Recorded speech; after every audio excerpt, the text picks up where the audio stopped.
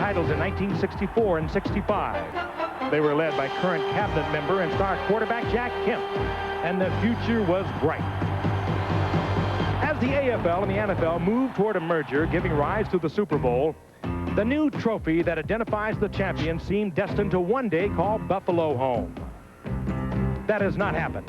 A loss to Kansas City in the AFL Championship in 1966 left Buffalo one victory shy of Super Bowl I, and it has moved no closer since then. Defense returned the Bills to the threshold of the Super Bowl last year, and it was defensive end Bruce Smith who led the way. The big, fast All-Pro recorded 11 sacks and had the people of Buffalo once again thinking Super Bowl. This year, there is something more to the Buffalo attack. The Bills can run, thanks to Thurman Thomas. The second-year running back from Oklahoma State has already surpassed the 1,000-yard barrier for 1989, and is fast approaching a level Buffalo has not known since the days of O.J. Simpson. And the Bills can pass, thanks to Jim Kelly. The Pro Bowl quarterback has expanded the Bills' offensive attack and now stands as the top passer in the AFC. The passing game also relies on the hands and feet of the AFC's leading receiver, Andre Reed. He's a ball control receiver, and he's a game breaker. Now, the Bills have all it takes to bring the championship home. Last year was the defense, this year is the offense. The defense is playing super, and I think we got every ingredient to make it to the big one, but first of all, we have to win on the road, and hopefully we'll do that tonight. Buffalo meets Seattle in the Kingdome on ABC's Monday Night Football. Well, I'm sitting at home. It's the best seat in the land. Do you know how long I've been a Monday night fan? I remember all the big games, all the trick plays. It's been here for 20 years, and here it's going to stay. I got to get ready, make everything right, because Monday Night Football's coming on tonight. Are you ready for the football and Monday Night Party? Hey, this is Rockin' Randall Hank, ready to get the good time started. You gotta hit 'em, gotta dodge 'em, get the play called right, because all my rowdy friends are here for Monday night. Everybody's a fan. Hey, this is the biggest party. Yeah, Frank and Al and Dan, they really got it started. Week after week, it's the time that is right. Oh, my rowdy friends are here on Monday night. Right. ABC's Monday Night Football. The Buffalo Bills versus the Seattle Seahawks. Brought to you by Miller Lite, sole sponsor of the Miller Lite All-Star Super Bowl game. By Ford and your Ford dealer. Have you driven a Ford lately? By MCI, let us show you. And by Kodak Batteries. Depend on us to last longer than ever. Welcome to the Kingdome in Seattle, Washington, where tonight we close out Week 13 of the NFL's regular schedule. Tonight, the Buffalo Bills and the Seattle Seahawks with a sellout crowd anticipated. Hello again, everyone. I'm Frank Gifford. We're happy you're with us as we watch the Buffalo Bills try to go 2 games up on the Miami Dolphins in the AFC East. A decidedly different story for the Seattle Seahawks, winners of the Western Division of the AFC a year ago. They are 4-8, and they are out of it. The Bills, of course, have to be figured the favorite, but they've had a tough time winning on the road over the last 9 weeks. They are 6-3. They won 6 at home. They lost 3 on the road. Now, they had this problem a year ago at the end of the season. They lost 3 of their last 4 on the road. They lost the home field advantage, and they wound up losing to Cincinnati in the AFC Championship game at Cincinnati. Now, they close out this season the same way. They have 3 of their last 4 games on the road, and now I would think that Marv Levy hopes they do not have the same scenario as they had a year ago, because they figured that it really cost him a shot at the Super Bowl. He doesn't want that scenario, and he doesn't want a scenario he has now seen twice in the last 4 weeks. 4 weeks ago, they went into Atlanta, figured to beat the stumbling and bumbling Falcons, and the next thing you know, they went home with a loss, 30-28. 2 weeks ago, they went to Foxborough. where the Patriots were stumbling, and they went home with a loss again. So Marv Levy doesn't want to see a repeat, and as Frank said, he doesn't want to see a repeat of last year. He would love to see this team get hot and finish with a flourish in December, and of course remain hot through the playoffs. They are coming off their best outing of the season, last week's dominating 24-7 victory over Cincinnati. They accomplished that without Cornelius Bennett, and they'll have to do it tonight against Seattle without Cornelius Bennett. He has a knee injury. He is inactive. So Dan, Buffalo, of course, thinks playoffs. Seattle not thinking playoffs. They're thinking survival right now. What's the state of this team at the moment? Well, I guess if you're a Seahawks fan, Al, the number one thing you're here tonight watching for is to see if Steve Largent can make his 100th touchdown reception and become the all-time leader in NFL history. That's goal number one. Secondly, though, I think is the future of Chuck Knox. Chuck Knox has been a coach in the National Football League, a head coach for 17 years. He fully expects to be back here next year. He told us this morning, I've got 2 years left on my contract. I expect to honor it. He has received a vote of confidence from his owner, from his general manager. And I said to Chuck Knox, I said, hey, Coach, are you burned out? He said, no, I'm not burned out, but I'm plenty burned up. And he has been very often in the last month in particular, and especially so last week when they were destroyed by Denver, 41-14 in a game the Broncos led at halftime 38-0. And so it's Knox with Largent very much in the spotlight tonight, and 4 games remaining in his illustrious career. And back they go with Dave Craig, who had started the first 10 games of the season at quarterback. They had gone with Kelly Stoffer the last 2 weeks, and he is probably their quarterback of the future. But right now, Knox thinking about the present, trying to close out the year with some victories. And Seattle will get the ball as we begin the final game of Week 13.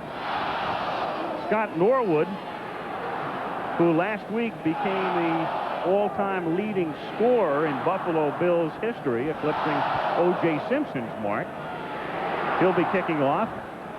Kevin Harmon and David Hollis are back deep. Harmon is number 34, and he is the brother of the Bills' Ronnie Harmon, who plays a lot in third down situations. And the younger brothers of Derek Harmon, the former San Francisco 49er running back.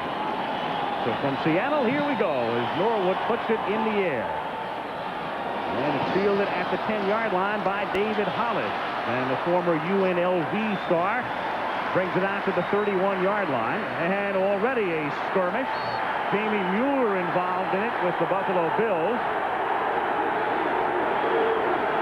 Al, that leads us right to what Chuck Knox told us about how he wants his team to play Buffalo hard. He thinks that Buffalo might hold a physical advantage over his club as being bigger and stronger, and he wants his Seahawks to play a little in-your-face football tonight.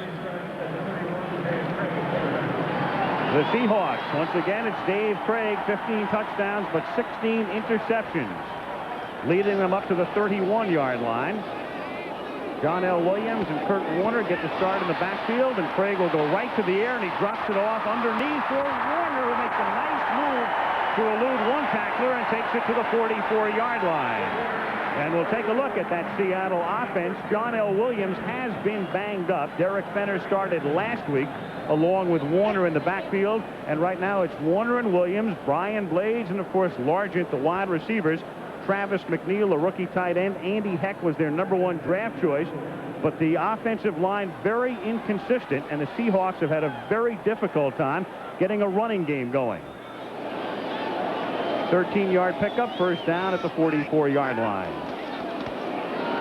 And this is Williams with a nice slip move, and he takes it into Buffalo territory. And they've got a running game going at the outset tonight as he takes it to the 43-yard line. Bentley and Kelso in on the tackle. Last year, Buffalo's defense was dominant, not as good this year, and we'll take a look at their front three. Still Smirlis and the great one, Bruce Smith, number 78. Again, Bennett is out. Radisic takes his place. Conlon back after an injury. Bentley and Talley, the other linebackers. And the secondary, Burrows will have to retire. It's Jackson and Odoms at the corners, Smith and Kelso the safeties. Derek Burrows hurt in game 3 this year, spinal injury. And the Bills suggesting he retires at the end of the year, officially. At the 42-yard line, first down for Seattle. As Craig hits Largent at the 20-yard line for another first down. Tackled by Kirby Jackson, and the Seahawks come out smoking. And Frank, they don't waste any time getting Steve Largent catch number 1. The streak continues. Such precise routes. He's working against Kirby Jackson, takes it down.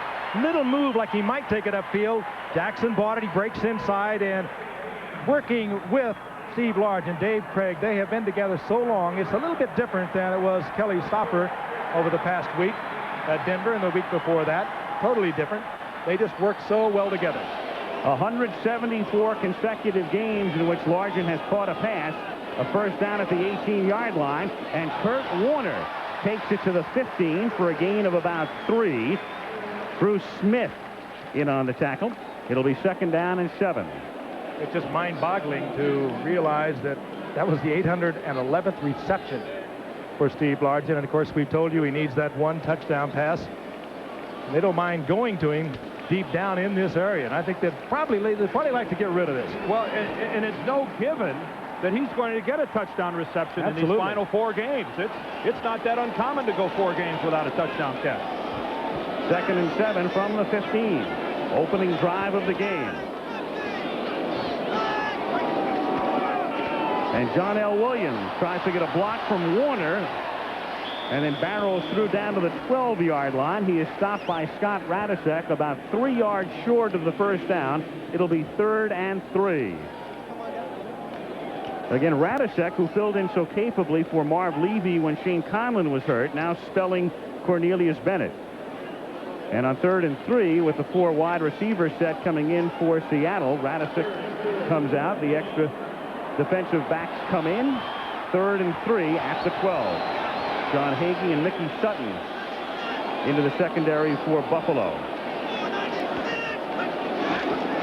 And Craig floats it into the end zone and too far, intended for Lewis Clark, who was covered very well by Mickey Sutton. And in comes the field goal unit. Sutton, the former Ram, started this season with the Packers and winds up in Buffalo. And Craig, after a most auspicious beginning on that drive, shakes his head as he comes off, and Norm Johnson comes in. But a good drive for Seattle. Get a little confidence that they can move the ball. They did move the ball with Williams on the ground, and I know they wanted to come in moving the ball on the ground to try and offset a little bit of the pass rush of Buffalo, and they could do that. Steve Largent to hold. It's a 29-yard attempt for Norm Johnson. And the opening drive pays off with a field goal. So Seattle gets 3 on a 3-minute and 56-second opening drive at the Kingdome. It's the biggest game ever played for 1 case of Miller Lite. And both teams are getting ready. Get him out, Washington! Why don't they just run around them? Wouldn't that be easier? Guys, you want to knock off for lunch or something? Coach, this is some workout. Oh, we want to win that Miller Lite. Not to mention a free trip to the Super Bowl. Just like the ones hidden in specially marked packages of Miller Lite. Coach, we got to get that case. Don't worry, I'm bringing in a secret weapon. I couldn't imagine owning anything but a pickup. And from what I know about hauling stuff, I couldn't imagine owning anything but a big Ford. You see, this Ford's got a longer, deeper box that can handle a bigger payload than any Chevy its size. The big Ford pickup. Number 1 for all the right reasons. Maybe that's why more folks drive Fords than any other truck. The best-built American trucks are built Ford tough. The Black & Decker Workmate.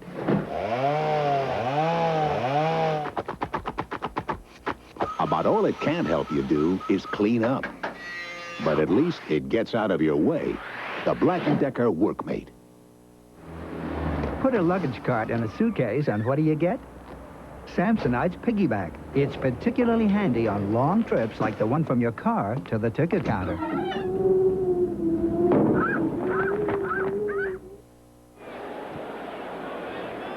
At the Kingdome in Seattle, the Seahawks on top 3-0, and Norm Johnson to kick off.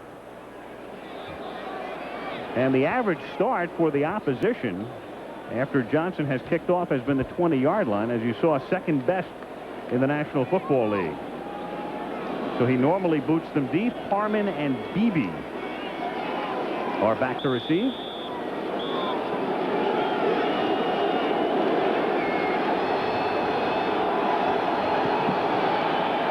And it is a typical Johnson kick.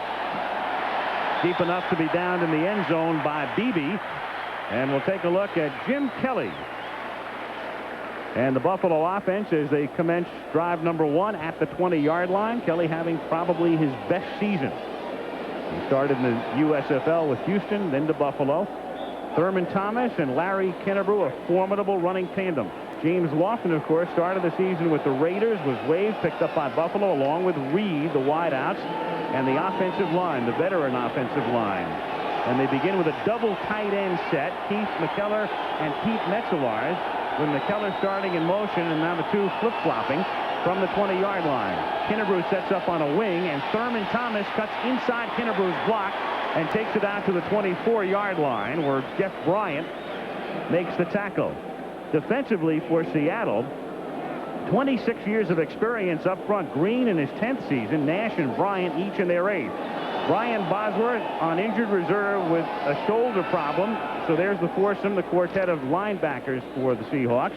Harper and Hunter are the corners, Glasgow and Robinson are the safeties.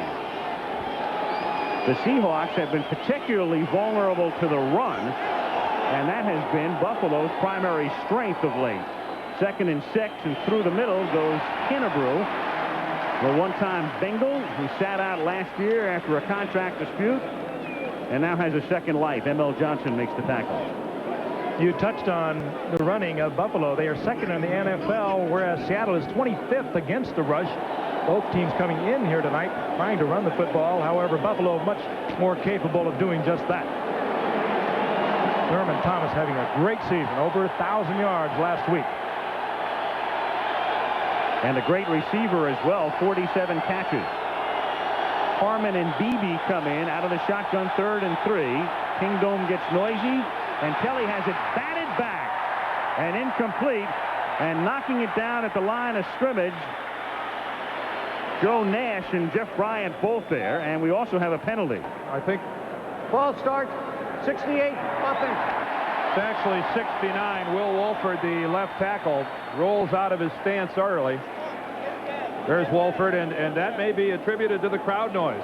The offensive tackle is the guy in the formation that's pretty well removed from the quarterback. It's awful difficult to hear the signal, and Wolford, no question, rolls out early. He's to the right side of your screen, and a classic head start, and you just have to attribute that to not hearing the quarterback clearly. A false start negates the play, of course. There was no play, so it's 3rd and 8 from the 22. Kelly protected well, and the pass is incomplete, leading Reed a bit too much, and the Bills are forced to kick. Andre Reed, one more catch, will tie him with Elbert Dubenian for the all-time Buffalo receiving record, and of course a second catch gives him the mark alone. In the kick, John Kidd in his 6th season out of Northwestern. And David Hollis back to receive at the Seahawk 30-yard line. Rush was on, but he gets it away. It bounces at the 40-yard line, and Hollis lets it bounce out of bounds at the 37. And so the Seahawks begin their next drive at that spot with 9 minutes and 13 seconds to play in the opening quarter at the Kingdome in Seattle.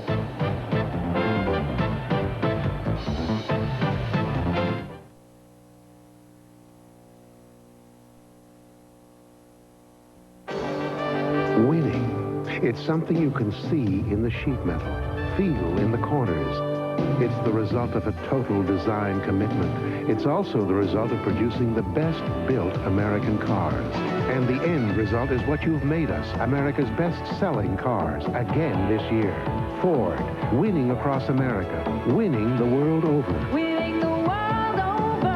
Have you driven a Ford lately? Because of its unique point design, the Black & Decker Bullet Drill Bit drills holes up to 4 times faster than an ordinary drill bit. Nothing's faster than a bullet drill bit. Most cameras have all the features of the human eye, except one, a built-in zoom. Pentax gives your eye what other cameras can't, an IQ. The Pentax IQ zooms, and they're fully automatic, so when you can't use your eye, just use your IQ. This is it. The game is about to start. Less filling. Tastes great. Call it. It's a nickel. No, quarter. Herrera kicks off. Just a little deep. I'll throw it to Dwight. Yeah, he's got hands like glue. Jones drops back. Touchdown! If Taste Great can hang on to this lead, they get the case of Miller Lite and go to the Super Bowl. We need that secret weapon. Don't worry, we're going to get that case. It's a showdown out west when the 49ers take on the Los Angeles Rams. Oh, my Reddit ran the hill Monday night. Next week on ABC Sports. Well, there it is with Seattle having the ball. Steve Largent last week, touchdown catch number 99, tying Don Hudson for that mark. You saw the other names in the top 5, and there he is. Split out to the right on 1st and 10 and sent in motion from the 37-yard line as Dave Craig retreats under some heat and then slings the ball to the 50-yard line, caught by Travis McNeil. And the tight end ambling inside the 30, the 20, to the 16-yard line. Hello. What a play by Dave Craig, sensing Bruce Smith coming from the backside, stepping up and then delivering the ball off balance. Bruce Smith, I'm sure, thought he had a sack. Seattle, which hasn't had a play over 32 yards long all season, gets their longest play of the year. That's a Bernie Kosar toss, Frank. And then watch McNeil rumble. 6'3", 248-pound rookie. 48-yard pickup to the tight end, his 4th catch of the season. 1st and 10, Seattle at the 15-yard line. And here's John L. Williams taking it to the 13 for a gain of a couple. Stopped by Shane Conlon. And I think right about now is when it's beginning to dawn on Marv Levy and the Buffalo Bills that they may have a game on their hands. Well, Dan mentioning the longest play of the season had been 32 yards. No team has ever gone through a season without a pass play of 40-plus yards. And Seattle goes to week 13 before they pull one off. 2nd and 8 from the 13-yard line. That's Largent in the slot to the right. Craig looking to the right, throwing to the corner and off the fingertips of Scansey. He was covered by Nate Odoms. It'll be 3rd and 8. Give an assist to Kirby Jackson, the cornerback of Buffalo. Craig wanted to go to Largent. Jackson with outside coverage, help on the inside, and he was able to take away Largent, and so Craig tried to go back to Scansey. Here's Largent, 47, Kirby Jackson, and he runs right into Jackson, playing it just super to the outside. He had a little help on the inside so he could stay to the outside. That's about as slick as a tandem you'll see, the way Odoms and Jackson switched receivers in the secondary. That's as good as it gets. 3rd and 8 with both Largent and Blades wide to the right. Craig out of the shotgun. And looking left and wide open is Scansey. And Scansey still on his feet. A flag goes down and he's out of bounds inside the 5. I would assume that's a face mask penalty. Leonard Smith, number 46. And that really you can't blame on Leonard Smith. He's coming in to make the tackle, and Scansey kind of ducks his head. Smith, I'm sure, felt it was the only way he could save the touchdown. We're tagging on halfway to the goal line. Watch Scansey. There it is. It comes up underneath, and he can hardly help it. Ooh, that's not a face mask. He really never grabbed hold of the face mask. Then finally, Mickey Sutton comes in and saves the touchdown. But boy, Leonard Smith, granted he got the hand up alongside the helmet, but he never actually grabbed the face mask. He hit him so hard in the helmet, it looked as the head popped back that it caught that hand in the face mask. Well, that's nothing new. Leonard Smith hitting someone hard. 1st and goal at the 1. Warner and Williams are the setbacks. And it's Kurt Warner, and he can only get to the line of scrimmage and maybe a couple of inches beyond Shane Conlon. And when we saw Conlon in week 2 being taken off the field with that knee injury at Buffalo in the Denver game, we figured that was it for the season. Well, he missed 6 weeks, and I don't think I've ever seen anything. Well, I have seen other things happen in pro football. That was sickening that night. You just knew he was never going to play again, much less come back this season. And he's back. Marv Levy, the coach, says he's back at full strength now. And if any evidence was last week, he came up with 7 tackles, a block pass, and an interception, so he is back. Out of the eye, 3 tight end set, 2nd and goal, and Warner looking for a seam in the middle. He's a touchdown. Kurt Warner. Well, Dan, if Marv Levy and the Bills didn't know a short while ago, they know now. Marv is thinking to himself, I'm sure, didn't I see this in Atlanta and Foxborough recently? Well, we talked to Marv last evening. What's the first thing he told us? How all week long he's been trying to sell his ball club on how we stumbled earlier this season against teams we probably should have beaten. And well, they're off to about as bad a start as a team could get off to. And look at the second effort there by Kurt Warner. Hit by a couple of Bills. They say it was in. We'll have to take their word for it. He was under there somewhere, but that was as fine an effort as Kurt Warner can give. Steve Largent has trouble with the snap. It was a low snap, and Steve Largent scores the extra point. How great is that? The second time in his career he has done just that. Great presence, too. And you don't mean Christmas. No. He knew he could never get that ball. It snapped a little low, and the way he handled it, he knew right away that he could never get it up. In time for the conversion, you'll see it again. The ball just a little low. He short hops it, but he knows right there, I got to get out of here. Well, he knows where the end zone is, that's for sure. Yeah, Grant Fiesel, the snapper, clearly delivered it low, and it was very good work by Largent, just handling the ball, getting it up to the point where Johnson could kick it if he wouldn't have already passed it. But as you mentioned, that's just fine presence of mind. And another reason they have the sure-handed types handling the ball. As a holder, there it is. You know, that's also a smart play by Johnson, finding himself in that situation and not going ahead and making some half attempt at trying to kick it. If he knocks that ball out of Largent's hands, it's got no chance of going through the uprights. Yeah, he was the one who really had the presence. He just didn't even go through with it. Largent, reading that from Johnson, takes it off into the end zone. Get the feeling that things might go right for Seattle tonight.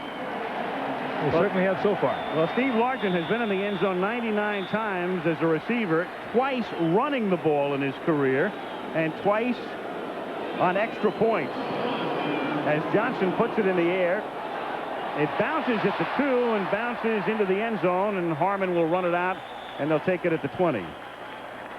One time in his career, Largent rushed for a touchdown once. 99, of course, receptions, tying Hudson for that honor. And now the second time he's done it on an extra point. Seattle on top. There it is, 602 points. Wonder what we'd be talking about if in 1976 Houston had not decided to trade their 4th-round draft pick to Seattle for an 8th-round draft pick. That draft pick, of course, Steve Largent. Buffalo begins at the 20-yard line, 1st and 10. 6:49 to go in the quarter. Thomas to the outside, tries to cut it back and gets wrapped up by the Seattle defense led by M.L. Johnson. And what a difference a week makes. Last week, Seattle played a horrible first half, trailed 38 to nothing at intermission in Denver, and tonight on top 10-0.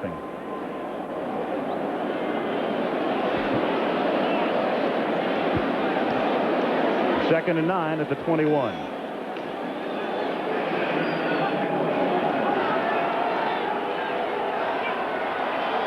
James Lofton wide to the left. That's Thomas split out to the right along with Reed. Kinnebrew stays in the block, and the catch is not made by Reed at the 29-yard line. It's incomplete. He never had control. Nesby Glasgow in on the coverage.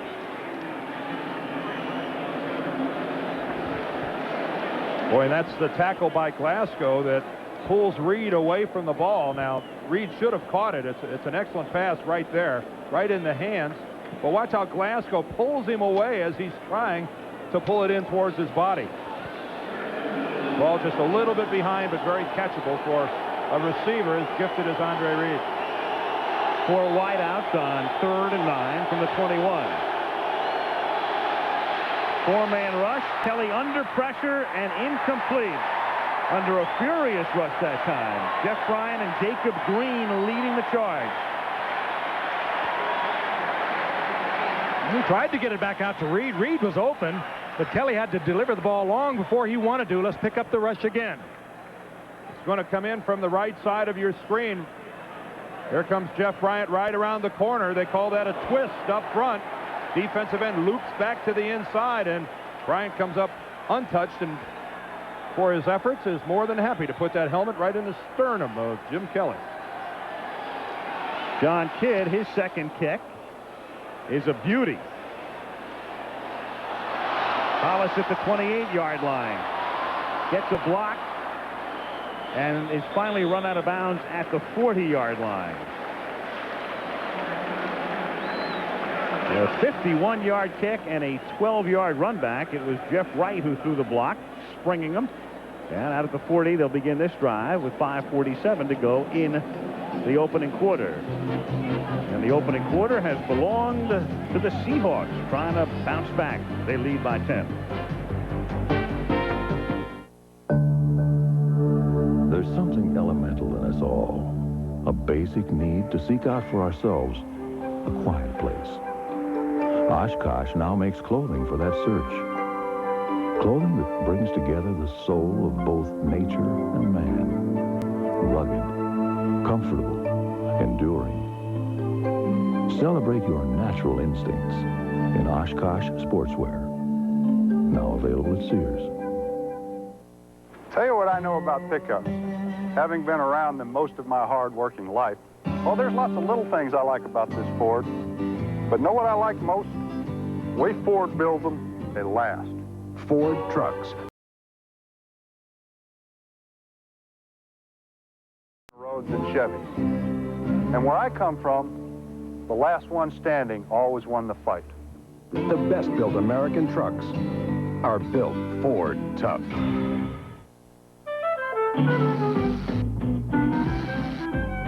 You don't have to be crazy about home projects to buy a Black & Decker cordless screwdriver or cordless screwdriver plus. You just have to have a screw loose. Tango, I need a gun!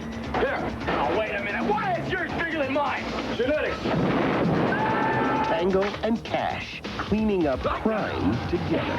Rated R. Starts Friday, December 22nd at a theater near you. Hayden Fox taught me what to look for in the other team, what really made them great. Of course, he usually thought it was the cheerleaders. Coach, tomorrow, following Roseanne. Seattle on top 10-0. Took the opening kickoff, drove for a field goal. Buffalo's really moving the ball, aren't they? 8 yards. 1st and 10, Seattle from the 40-yard line, and Craig is going to air it out for Largent, but too deep, and it is picked off by Nate Odoms, and he steps out of bounds at the 33-yard line. The play is over, but Buffalo gets it back on one play. And that is a horrible pass. He just locked into him, Dan, and Odoms was on the outside. Kelso was on the inside. Argent took it upfield, broke it to the outside, and broke right into Odoms and had to break under him, and Craig threw it where he thought he was going to be, and he hits Odoms right in the hands.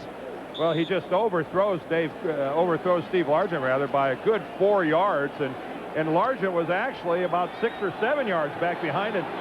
Put together a tremendous effort just to get close enough to force the out of bounds. Odoms last year had just 1 interception. He had 3 in the first 2 games this year, and that's his first since Monday night, the 18th of September, as Kelly's pass intended for Lofton is well overthrown, and it's 2nd and 10. A reminder that next week, week 14, a beauty from Anaheim, where the 49ers go south to take on the Rams. San Francisco with a mark of 11-2 after yesterday's win over Atlanta, and the Rams are hot again. Started the season with 5 consecutive wins, then a 4-game losing streak, and now a 4-game winning streak next Monday. 2nd and 10 from the 24-yard line. The big bull Kinnebrew takes it out to the 28, where M.L. Johnson, the linebacker, makes the tackle. They list Kinnebrew at 256, and what are they saying, about 265, really? Depends on what he had for lunch, but it's somewhere in the mid-260s for Brew, and he'll take it out on a front 7. I mean, it's not only what he gets on a particular play, but it's the wearing down process as the game goes on. It's a big help to Thurman Thomas. 3rd down and 6 from the 28-yard line.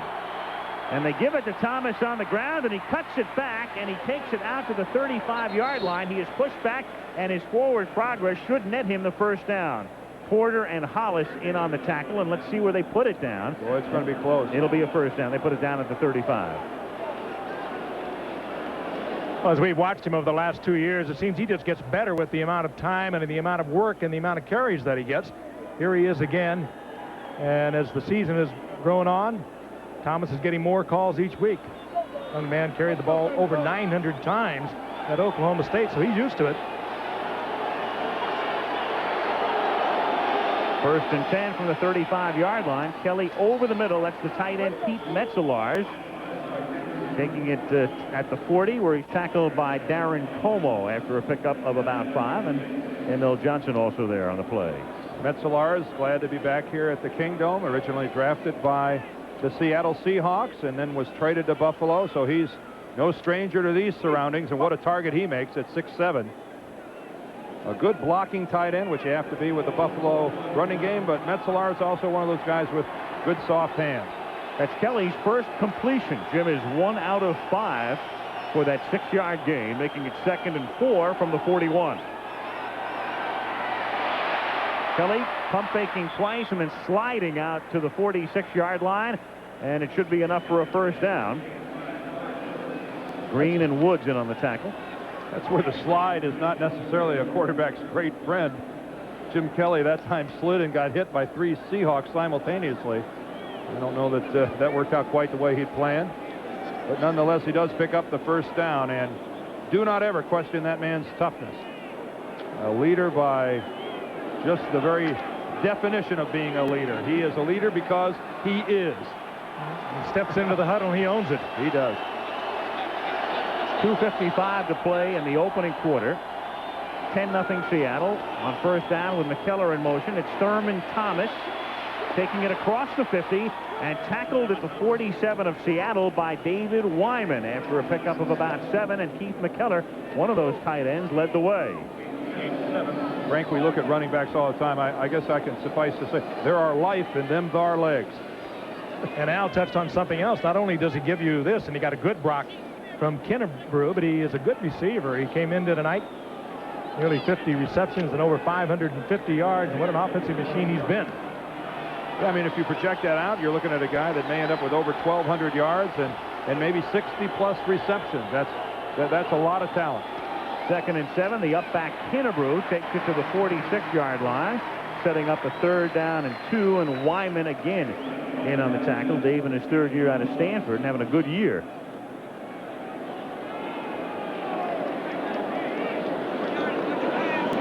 Bills down 10-0, showing what they would like to do, and that is throw the safe pass, high percentage stuff, and get the running game going. They averaged 151 yards coming into tonight. That's what they'd like to see generated here tonight. 3 tight ends in here, 3rd and a short 2. Mueller and Kennebrew, the 2 bruisers in the backfield, and it's Kennebrew to the outside and tackled by Eugene Robinson. The safety comes up to knock him down in the backfield. If you are going to take a big man down like Kennebrew, who weighs about 260, and you weigh about 185, there's only one place to drop him. You could leap on his back and get a ride, but he'd get the first down, and he came in low, and down went Kennebrew, short of the first down. Good tackle by Eugene Robinson. Look once again. But, Frank, if you're going to tackle Kennebrew, you'd like to get him going parallel to the line of scrimmage, and that's exactly the way that Robinson got him there. Kennebrew trying to get around the corner rather than attacking the line of scrimmage. So the Bills get 2 first downs. This drive stalls, and Kidd's kick just does go into the end zone. Steve Tasker was down there to try to knock it down at the 1, but couldn't. And Seattle will take over at the 20 with 41 seconds remaining in the opening quarter. Reactions of Robinson. Better to get the big man going the other way. Beautiful tackle by Eugene Robinson. Hi. Oh, I haven't seen you guys in so long. Well, we can never never agree on a restaurant, right? Hey, I ordered already. I found us a great wine. Oh, a decision maker. Oh, this is wonderful wine. I had this at David's. I served this at my place. It was a big hit. You guys, I was hoping you hadn't tried it yet. Oh, come on. Look, we finally found something we all agree on, you know? I mean, when was the last time that happened? Ernest and Julio Gallo invite you to try White Grenache. It will change the way you think about Gallo. You'll never guess what we're baking for breakfast. It's made with whole oats, plus raisins, nuts, and spices. It's a cereal. New Oat Bake, a nutritious new oat cereal from Kellogg's. It's the only whole oat cereal that's baked, for a rich taste you won't find in any other oat cereal. New Kellogg's Oat Bake, the whole oat cereal with the crunchy baked taste. You want me to start talking now? What we're looking for here is value. We're an aircraft management company. We want to associate with companies that share our same standards, companies that do business the way we do, companies of quality. Here's somebody we've obviously done business with, but you are kind of what you surround yourself with. See, I don't know how to sell computers. I know how to buy them, though. And I guess that's the significant thing. Is this the way you ordinarily do commercials, just... It's a college hoops doubleheader. First, Duke battles the defending national champion Michigan. Then the North Carolina Tar Heels meet Iowa. All Saturday on ABC Sports. Buffalo stumbling through the opening quarter here at Seattle, where the Seahawks lead it 10-0, have the ball at the 20-yard line. And Dave Craig leads them to the line, 1st and 10 from the 20. 41 seconds to play in the opening period. John L. Williams coming back from a knee injury. He missed last week's game at Denver and played sparingly the week before that against the Giants. Picks up 1. It'll be 2nd down and 9. Conlon in on the tackle. And he was missed so much when he was out of the lineup. Williams, he had almost 900 yards rushing a year ago and 58 receptions. And when you're a target like Largent, that's Nate Odoms, you get this kind of treatment. There is no respect for a future Hall of Fame. I can assure you of that. That's also called defensive holding. I mean, you're allowed to give the guy you're allowed to give the guy a chuck, but Nate got away with grabbing the jersey and tossing Steve around. And they change sides of the field as the first quarter concludes in Seattle. Seahawks on top by a score of 10-0, and ABC's Monday Night Football returns after this message and a word from our ABC station. Left, split left.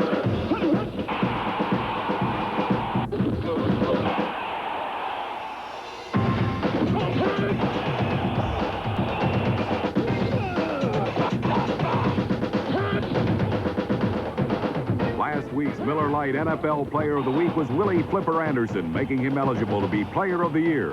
Look for the next winner in Wednesday's USA Today, and at the end of the season for the Miller Lite NFL Player of the Year. It was Dean Witter's personal philosophy of success. We have a sacred trust to protect our customers. But its impact was felt on California Street, To maintain conservative policies. on Lincoln Street, and Acorn Street. To put the interest of our clients first. Dean Witter put principles before profit, people before portfolios. There are many ways to measure success on Wall Street. We measure success one investor at a time. Dean Witter, a member of the Sears Financial Network. This is ABC. Thanks. Okay, you're booked in at 10 o'clock. No good. I got a 9:30 meeting. Have you seen my appointment book? It's by the phone. I can't find it. It's there. How about Midway? Midway to the phone? Midway Airlines. They've got a 7 o'clock, but you're not in their frequent flyer program. Well, if they got the right schedules, I'll join. Great, I'll sign you up. Did you find it? Find what? Midway Airlines, what flying should be. Government official quits under pressure. That story tonight.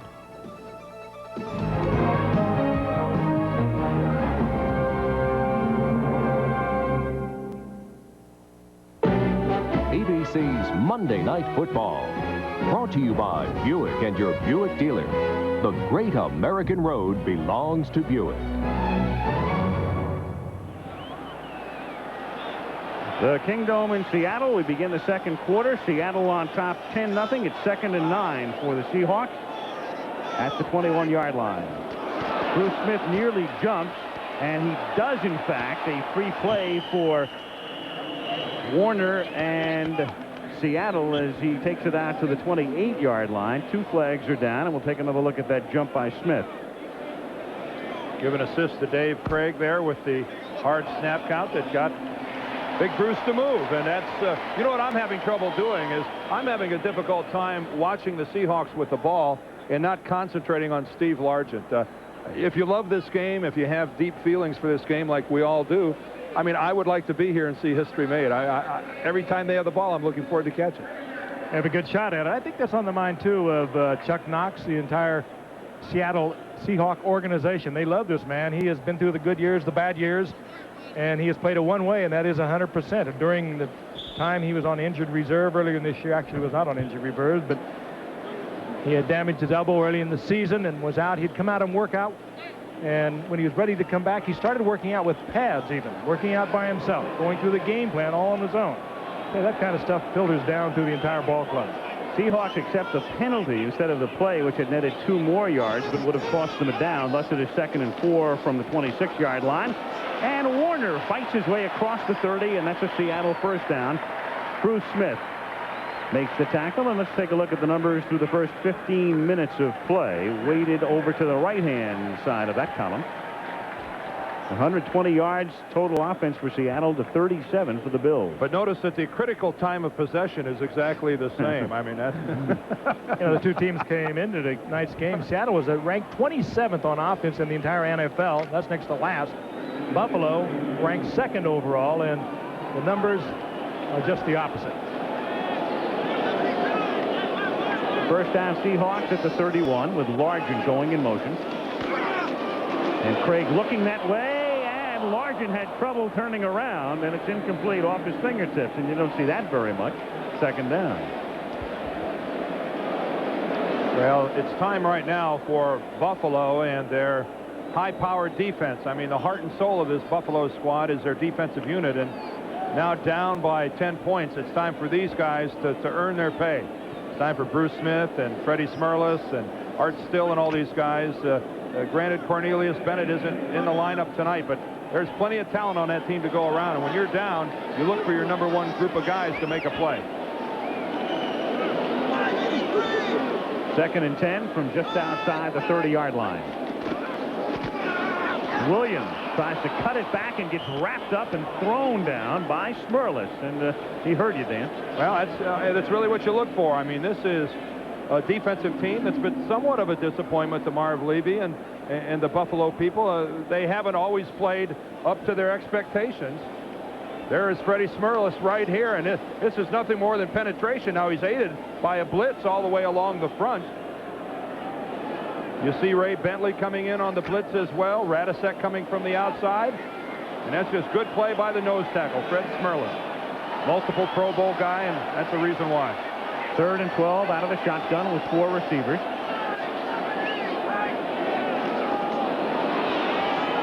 And the pass is incomplete out at the 34-yard line off the hands of Benny Blaze.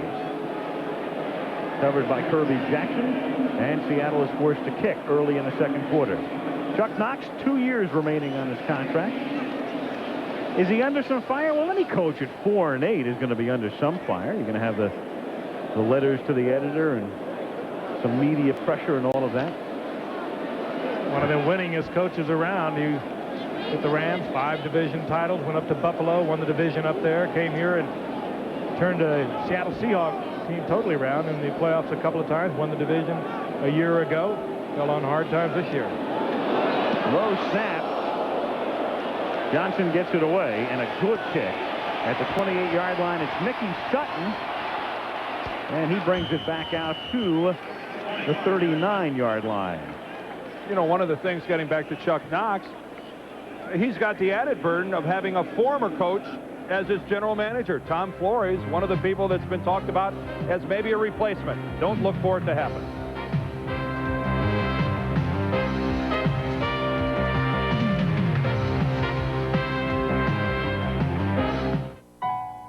If If you're like me, you appreciate value, whether it's in fine shine or a luxury car. That's why you should explore the values available now at your Buick dealer. Regal is Buick's best-selling coupe. Century, the best-selling Buick sedan. 2 ways to discover the value of Buick, ranked among the most trouble-free American car companies. Lots of dealers promise value, but they're not selling Buicks. Cash in on quality now during Buick's Great American Quality Days. It's the biggest game ever played for one case of Miller Lite. And both teams are getting ready. Get him up, watching it! Why don't they just run around them? Wouldn't that be easier? Guys, you want to knock off the lunch or something? Coach, this is some workout. Oh, we want to win that Miller Lite. Not to mention a free trip to the Super Bowl. Just like the ones hidden in specially marked packages of Miller Lite. Coach, we got to get that case. Don't worry, I'm bringing in a secret weapon. When taking pictures, it's not always convenient to move the subject. That's why Nikon's fully automatic Zoom Touch 500 zooms from wide-angle shots to close-ups. So unlike with some cameras, you won't have to move an inch. I definitely remember a play and a game on Monday night. The play was with Bo Jackson, playing for the Raiders, and they were playing against the Seattle Seahawks. And Bo, he did his little do, got that ball, ran down the field. And nobody catches Bo. Touchdown. He may not stop till Tacoma. And kept running through the tunnel, and I thought he was on his way back to Los Angeles.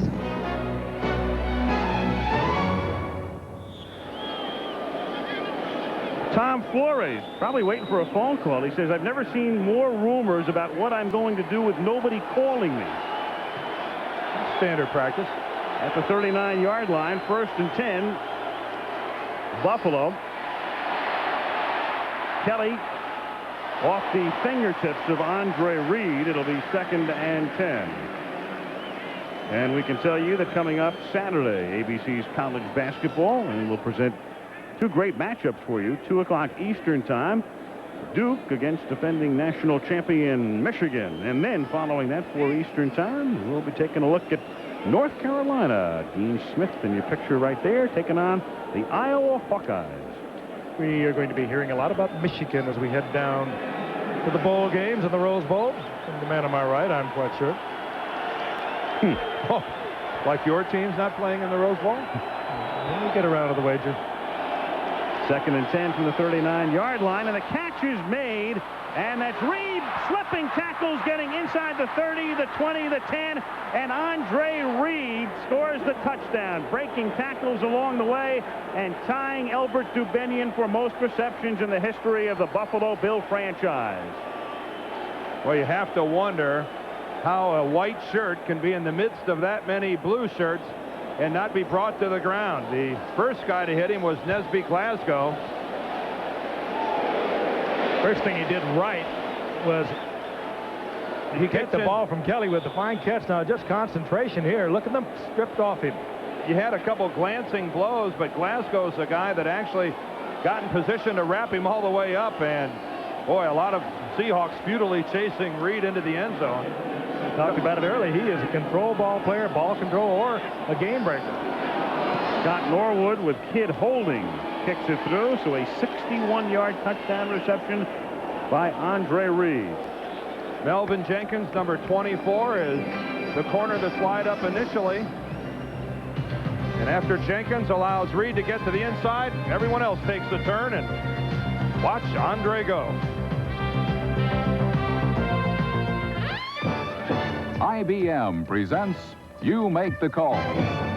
John Kidd of the Bills punts into Seattle territory, but the ball strikes a Seahawk blocker on the foot and bounds backward into the hands of Buffalo's Ray Bentley at the 32. And he advances it to the 27. Now you make the call. Whose ball is it and where? Okay, kids. Today we're going to demonstrate a discovery that could change your lives. Oh, really? It's the Nobel Prize-winning discovery by IBM scientists of a more practical superconductor that carries electricity with no resistance and makes magnetic objects defy gravity. This discovery is fascinating not only scientists, but future scientists. Advances in superconductivity. IBM technology at work. What call did you make? If a punt strikes a member of the receiving team, it can be recovered by the kicking team, but not advanced. Some people think only foreign companies build quality cars. Now, according to an independent survey, an American car company offers you a choice of some of the most trouble-free cars you can own. That American car company is Buick. And the 1990 versions of those American cars are Buick LeSabre, Buick Riviera, and Buick Electra Park Avenue. Cash in on quality now during Buick's Great American Quality Days. The 49ers are out in front in the NFC West, but the Everett to Anderson Express has the Rams close behind. They meet next week on ABC Sports. Andre Reed, no doubt one of the premier receivers in the National Football League. Jim Kelly on the other end of that pass, and Buffalo is within 3. One of the critiques of the Bills' offense a year ago about the wide receivers, none of them had any speed. Andre Reed maybe isn't one of the fastest around, but he had enough foot speed on that occasion. Norwood puts it in the air and angles it, fielded at the 10-yard line. This is Kevin Harmon. Brings it out to the 26-yard line, where the tackle is made by Mark Pike, who is a special teams demon for them. Look how Jim Kelly threads that pass in there, and Andre Reed just breaks tackle after tackle. There's Eugene Robinson sliding in. Nesby Glasgow is all over him and slides off. And, hey, guys, remember when we saw Andre Reed earlier in the year and we were talking about what a powerful muscular structure he has? He's got some of the most powerful legs of any wide receiver in the National Football League, and he really showed how he can use it there. A very strong wide receiver, almost looks like a small version of a linebacker. 1st and 10 Seattle from the 27-yard line. It's Warner picking up 3. Kirk takes it out to the 30-yard line. He is tackled there by Jeff Wright, and a flag is down. And the indication against Seattle for a hold. Hold, 65, offense, 1st down. Edwin Bailey. Marv Levy leading Buffalo last year into the playoffs. But again, seeking this time home field advantage, but it's going to be difficult because even if he wins tonight, they would still be a game behind Denver for best overall record in the AFC. If Denver and Buffalo were to finish with the same record, the best in the AFC, the home field would still belong to Denver if they were to go to the AFC Championship game because of a Monday night game. On 1st and 20, the catch is made by Warner, and he is wrapped up and taken down by Scott Radisick. Remember, the first tiebreaker in the playoffs would be head-to-head. If the two teams had played each other and wind up, let's say, with the best records in the conference, there it is. The Bills have won 6 straight at home, 3 losses on the road, so the home field would be very important, but Denver would have the home field because they beat Buffalo in a Monday night game week 2. You know, the ironies of ironies, that's the only home game the Bills have lost in 2 years. And it's a team that they could lose the home field advantage to because they lost at home. 2nd and 20 from the 17-yard line. Could you go over that again after this? Certainly, in slow motion. Warner makes the catch at the 20 and takes it out to the 29-yard line where Kirby Jackson makes the tackle, and he's about 8 yards shy of the 1st down. 3rd and 8.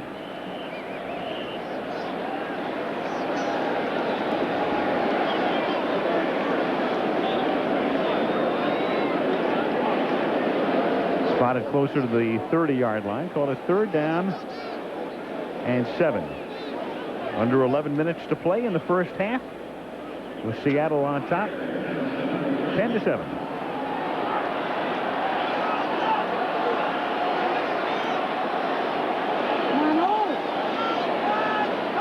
Gansey in motion, and the whistle blowing the play dead before its inception.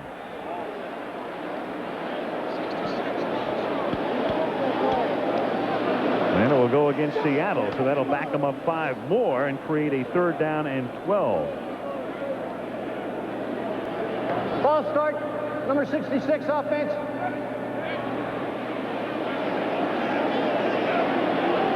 Well, they're flagging Andy Heck, the left tackle. This is Andy Heck right here. Let's take a look. Watch the ball. Oh, yeah, that's a good call. You can see Heck starting to rock back in his stance, and you know that's easy to do when you're in that two-point stance. They call it a two-point stance because you only have your 2 feet on the ground. You haven't dropped the hand, and it's easy to just rock back on your haunches a little bit.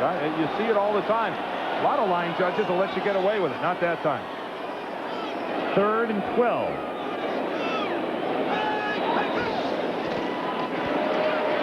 And Craig airing it out down the sideline and knocked away.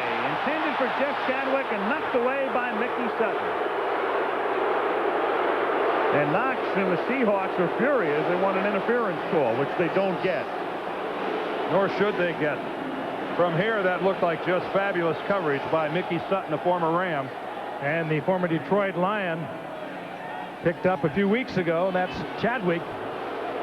6'3", and they are just going up because he has the height over a Mickey Sutton, and he is stride for stride. They're little contact, but not enough to draw the flag.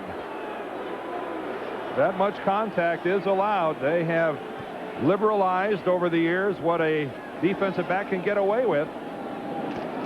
Ruben Rodriguez fields the high snap. At the 39-yard line, it is Sutton who covered on that last play and runs the kick back to the 48-yard line. So near midfield, the Buffalo Bills will begin their next drive with exactly 10 minutes to play in the first half in Seattle. This is it. The game is about to start. Less filling. Tastes great. Call it. It's a nickel. No, quarter. Herrera kicks off. Just a little deep. I'll throw it to Dwight. Yeah, he's got hands like glue. Jones drops back. Touchdown! If Taste Great can hang on to this lead, they get the case of Miller Lite and go to the Super Bowl. We need that secret weapon. Don't worry, we're going to get that case. If you're like me, you appreciate value, whether it's in fine shine or a luxury car. That's why you should explore the values available now at your Buick dealer. Regal is Buick's best-selling coupe. Century, the best-selling Buick sedan. 2 ways to discover the value of Buick, ranked among the most trouble-free American car companies. Lots of dealers promise value, but they're not selling Buicks. Cash in on quality now during Buick's Great American Quality Days. Okay, have it your way. You can't change pollution. You can't change the deficit. You can't change the price of bread. But you gotta start somewhere. I mean, take your clothes, for example. If you just get out of that monkey suit, you might get a positive attitude going. I mean, the world could be your oyster. Oyster, well, it's an acquired taste that usually takes time.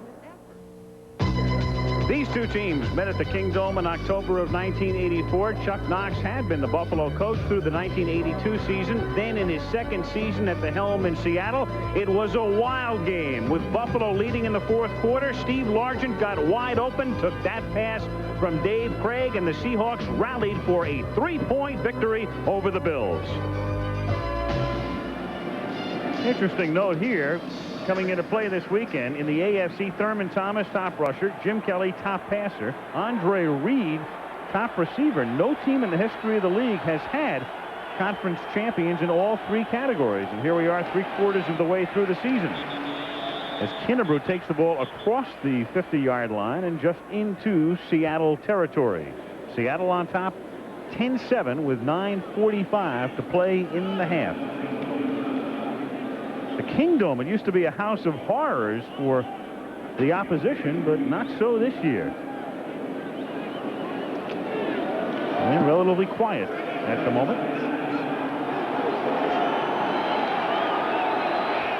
Seahawks just 1 victory at home. 2nd and 7, the fake to Kennebrew, and then the catch is made on the far side by James Lofton. And we've talked so much about Largent tonight, and Mr. Lofton, of course, up near the top of the charts in so many categories. The great years at Green Bay, 2 with the Raiders, and now in Buffalo. And Patrick Hunter has to respect the speed of James Lofton. He still has it. Of course, a great long jumper in his years at Stanford. Could run around a 9.5, 9.600 and did that for years. And according to Marv Levy, the Bills head coach, he's still got it. And he felt he just had to get him in there. Roughly 200 catchers behind Largent. Isn't that remarkable when you think about it? Yeah, it is.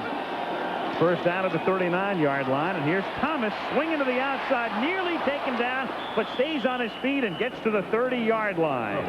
Some things money can't buy, and that's one of them. The ability to run with a football like that. Boy, it looked to me like he was on his way down. Look at those thighs. Look at Tony Woods, number 57, who really gets a good pull on Thomas. Boy, you just have to think a lot of backs would have been down, and it's left to Eugene Robinson to finally get him out of bounds. That's sweet by Thurman Thomas. He carries a couple of 100 pounds on a 5'10" frame, and we talked about Andre Reed's lower body. Well, Frank Thomas has got one also. Huge thighs, and he can just pound through tackles. Second and a long yard from the 30, and here's Thomas again. Cuts inside Kennebrew and takes it down to the 19-yard line. A first down for the Bills. Kennebrew again leading the way. Well, there's a situation where Thurman didn't have to do a whole lot on his own. That's tremendous blocking at the point of attack. Starting with Wolford and Richer on the left side. He gets a great lead block from Larry Kennebrew. And this is just Thurman Thomas not even being challenged until he's about 9 or 10 yards into the secondary. And the Bills are going back to what they came into this game trying to do, and they are starting to click. They're starting to be able to move the ball on the ground. The second leading rushing team in the NFL into tonight.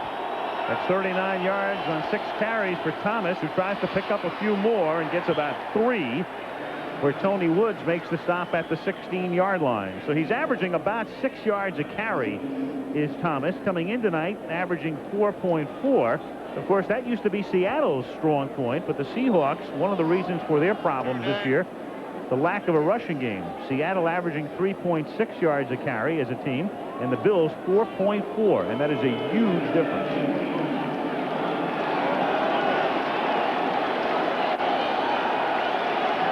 At the 16. On 2nd and 7, Kelly throwing, knocked away, picked off at the 2-yard line by Eugene Robinson, who plucks it out of the air for the turnover. Dwayne Harper, number 29, is the guy that makes it happen, though. What coverage and timing by Dwayne Harper on Flip Johnson. Boy, now that's how, there's Harper. See him right at the bottom of your screen. He'll come back into play. The quick slant to Johnson, and look at that play by Harper, and then it's just alert play by Eugene Robinson. Good pressure on the part of the defense of Seattle to push right into the face of Kelly. Kelly had to throw that ball high, and that set off a whole string of events. That comes up with the interception. Chuck Knox lamenting the fact Seattle with very few interceptions this season. That's only their 7th in Week 13, 4 of them by Robinson. And as you saw, their first in over a month. From the 7-yard line, Warner takes it out to the 12. Stopped by Ray Bentley, the inside linebacker, number 50. Funny how it takes a combination of things to all make up what happens in a particular play. You get the rush that time. You get the high throw by Kelly. You get the aggressive play on a corner by Harper. You get the alert play by a safety and Eugene Robinson, and it all adds up to an interception. A lot of components going to make this one particular play in the course of a football game. 2nd and 5, Seattle from the 12-yard line. Largent in motion with Odom staying with him. And Warner tries to find a little gap and takes it out to the 15-yard line, setting up a 3rd and 2. Scott Radisek in on the tackle.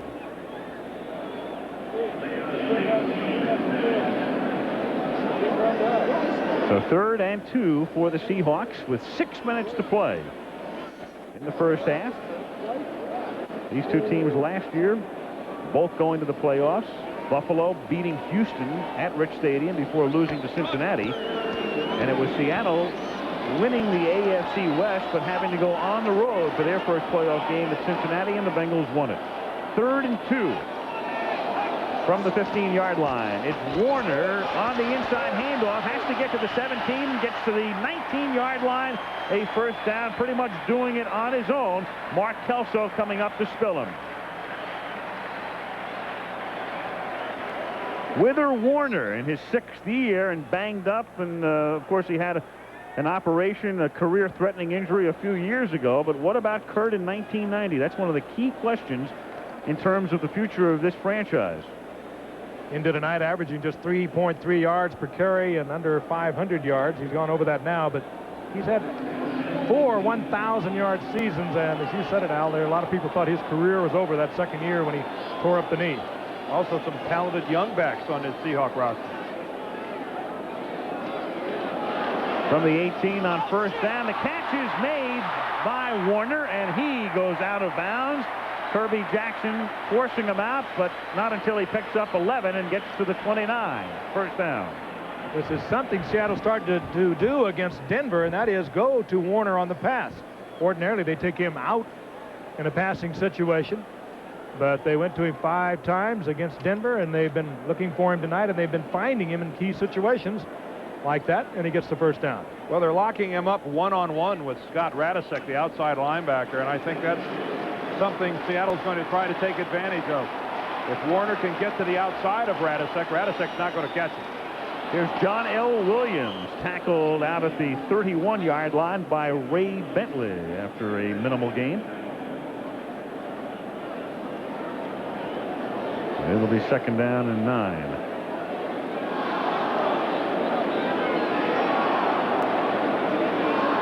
Clock running with 4:20 to play. First half. With a victory tonight, Buffalo would be 2 up on Miami in the AFC East. And again, they'd have the second best record in the entire conference, second to Denver's 10-3. Second and 9 from the 31. Craig under pressure and sacked back at the 20-yard line. Leon Seals got to him first, number 96. Seals coming in pass rush situations and does his job. That time, actually, plenty of time for Craig to hit a receiver. Ordinarily, you would think that he could release the ball, but he had all 3 of his men into a deep pattern, no checkoff man. Whether or not by mistake is hard to tell, but they were all so deep that Craig had nowhere to put it. Yeah, that's the case, Frank, where by not having a checkoff man, it's not so much completing it to him, but you got to have someone nearby to at least sail it over his head to throw the ball away. Absolutely, and we lead one to believe that maybe somebody blew it. 3rd and 20, and they set up a screen over the middle, and it's Williams out past the 30, and he takes it to the 35, but they get only 15 of the 20 and will be forced to kick as Kirby Jackson comes up to make the tackle. Yeah, but a good call is his high percentage. You're not going to turn it over with that kind of a pass, a little screen pass. You have a chance to get the first down in a safe way, and as it is, they get the ball up to the 35-yard line, a much better area to kick the ball, and they did not have to take the risk. It's one of those drives that doesn't net any points, but it sure tacks a lot on after that interception by Robinson. You get a couple of first downs, and rather than kicking it away from your own 10, you're clear up by the 35. That's a big, big difference. A successful drive for Seattle. Harper LaBelle's snap is high, and Rodriguez covers up back at the 8-yard line, but it is Buffalo ball, first and goal. So much for the drive that netted several first downs. A couple of bad snaps now by LaBelle. Ironic that we were talking to Chuck Knox this morning about people who snap the football. He says you have to keep someone on your roster just to do this. That's a good way to get off of it. We've seen a bad snap of the conversion. Now a bad snap on the punt. It's Steve Tasker that gets all the way back in there and smothers the ball. Pretty easy play by Tasker. Chasing a punter who's rolling around on the ground, and a critical error by the Seahawks gives the Buffalo Bills excellent field position.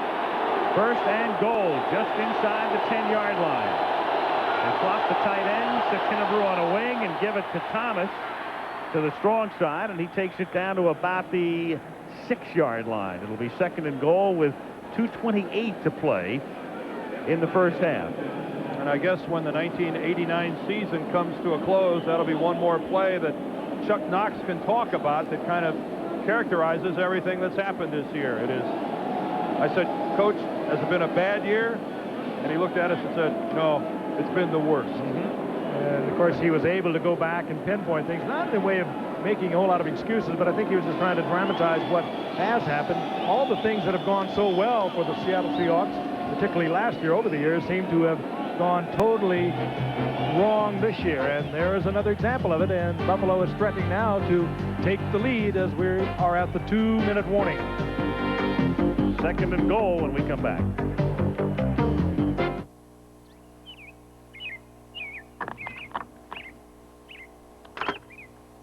Here's Stevie Wonder. Oh, no matter what you do, know that I'll be there for you. You can depend on me. Kodak batteries have been improved, so now you can rock up to 111 days without changing the batteries in your radio. Kodak batteries.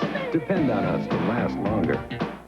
Stuffing! Mr. Scrooge loves the new stuffing in the 5-piece holiday meal deal from Kentucky Fried Chicken. Stuffing! With 5 pieces of the Colonel's chicken and 2 buttermilk biscuits, all for only $4.99. Perfect for the 2 of us. Heavens, it's the Cratchits! Hide the stuffing. We brought the 10-piece holiday meal. With 4 biscuits and more stuffing. Just $9.99. I like the way you think, Cratchit. Get the 5 or 10-piece holiday meal deal at Kentucky Fried Chicken. If you thought you had to give up comfort to get a close shave, Norelco says, think again. Their revolutionary shaving system shaves skin close in a way that's incredibly comfortable. As the hair enters the chamber, the patented lift and cut system lifts each hair and holds it a split second before a blade cuts it, so it's possible to shave skin close without the blades even touching the skin. The lift and cut shaving system from Norelco. We made close comfortable. It's a college hoops doubleheader. First, Duke battles the defending national champion Michigan. Then the North Carolina Tar Heels meet Iowa. All Saturday on ABC Sports. After the barn door has been closed, practice makes perfect, I guess. Harper LaBelle snapping on the sidelines. Rusty Tillman, the special teams coach for the Seahawks. And his unit has given Buffalo a golden opportunity. It's 2nd down and goal from the 6. With Kinnebrew sent in motion. And Thomas running that way, has to come back the other way. And a great play by number 22, Nesby Glasgow. That is a 9-yard loss.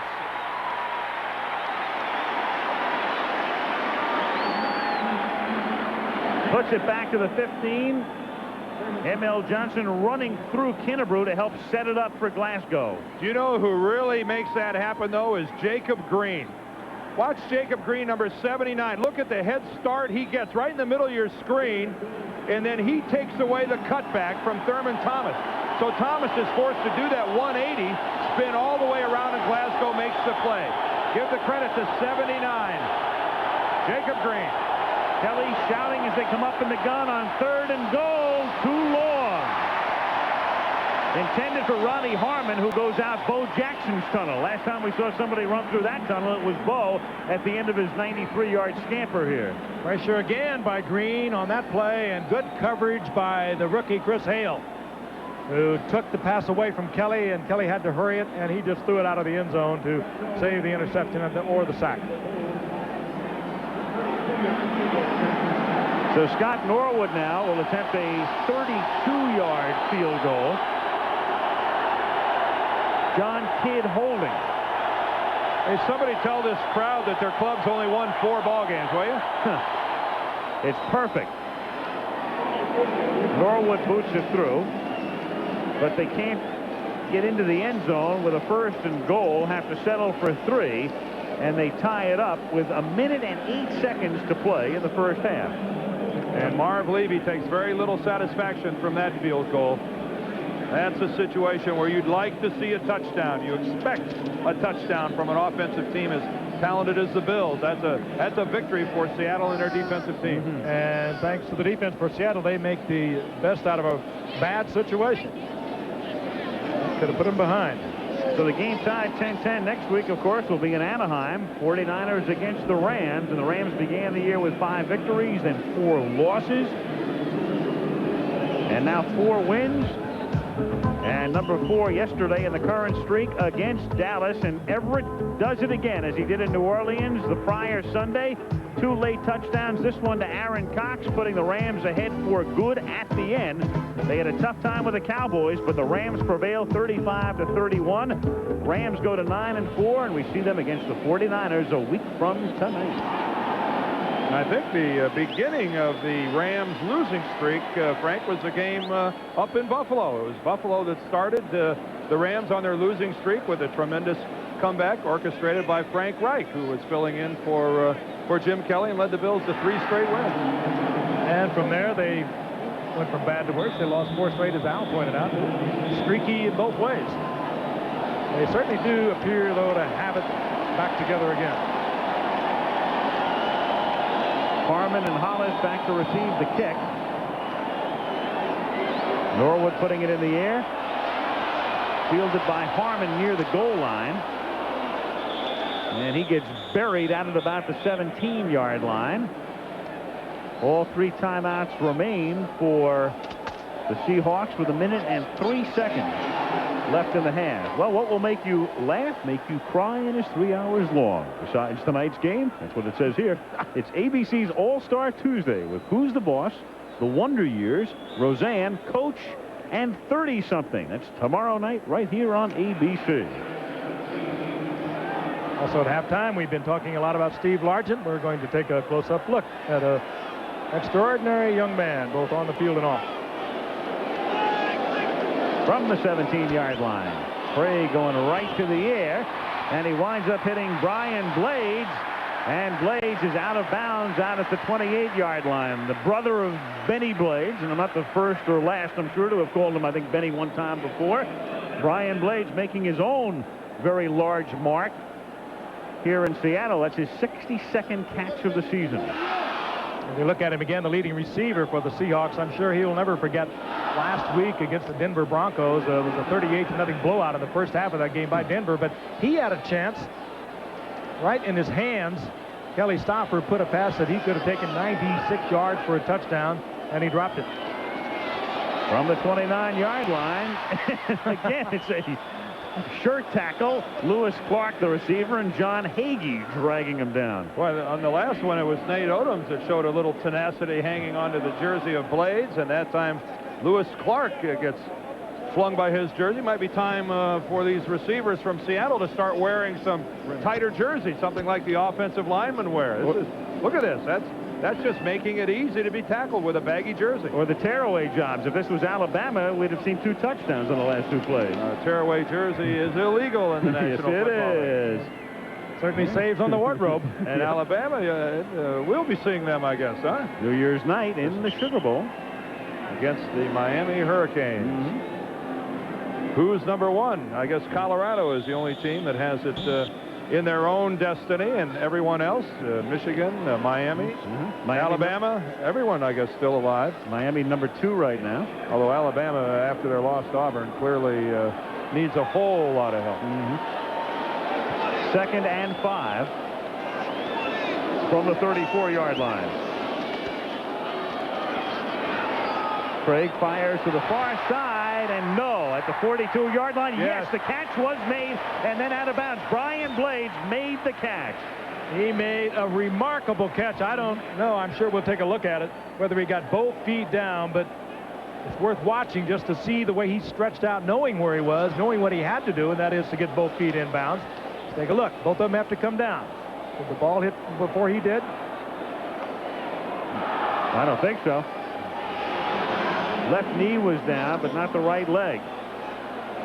But no review. They'll let it go. At the 42-yard line. Clock is stopped at 44 seconds. 4-man rush. Craig going deep, too deep. And a lot of contact and a lot of action, but all after the play was over, and thus no flag intended for Lewis Clark. Mickey Sutton and Leonard Smith doing a tag team number on him. Leonard Sutton, as we pointed out on a couple of other occasions with these Bills, really put together this Bills defense. What they might have been lacking when they got Leonard Smith, it really changed things for them. He is one of the real power hitters, and Jeff Chadwick has gone to the bench for Seattle. It is Steve Largent. Steve Largent who's gone to the bench right now, who hobbled over to the sideline, and timeout is now called by Seattle. And let's take a look at what happened to Steve Largent. Here's the last play. Working against Kirby Jackson. Gets tied up with Chadwick there. And now Largent, nothing appeared. He got hung up there with Brian Blades. It did not appear to be anything severe. But he has limped to the sidelines, and now he looks to be all right. What will Steve do next year? We were talking to him before the game. He's already auditioned with NBC and CBS for a prospective analyst job. He still makes his home in Tulsa. Yeah, you can see, you know, a lot of times that's when a player will get hurt.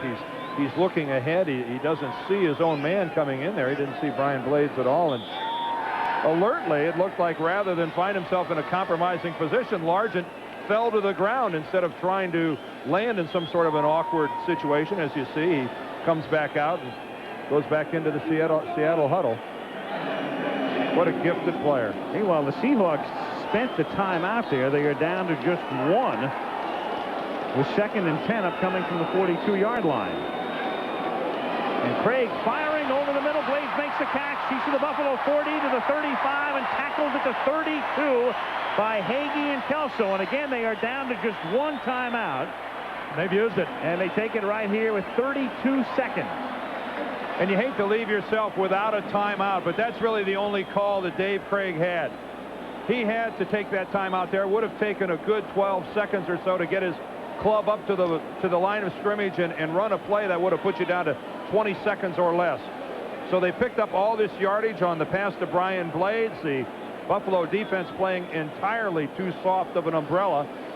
Dave Craig alertly throwing underneath it, letting Blades do something with it. And this has been a very effective drive at the end of the first half by Seattle. As so often you see, when you go with the pass pattern into the middle of a prevent defense, you're going to get big yardage out of it. The team gambling that you'll run out of time, and particularly they're going to gamble when you only have one timeout, that you're going to try to work the sidelines. And that time, Seattle with Brian Blades, it's good yardage right up the gut.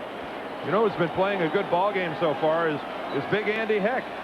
He's been battling Bruce Smith. He's been getting some help, but the big guy from Notre Dame is holding his own against Big Bruce. And you can tell because I've barely mentioned Smith's name to this point. And that's the sign of the offensive lineman doing a good job. First down, and it's incomplete.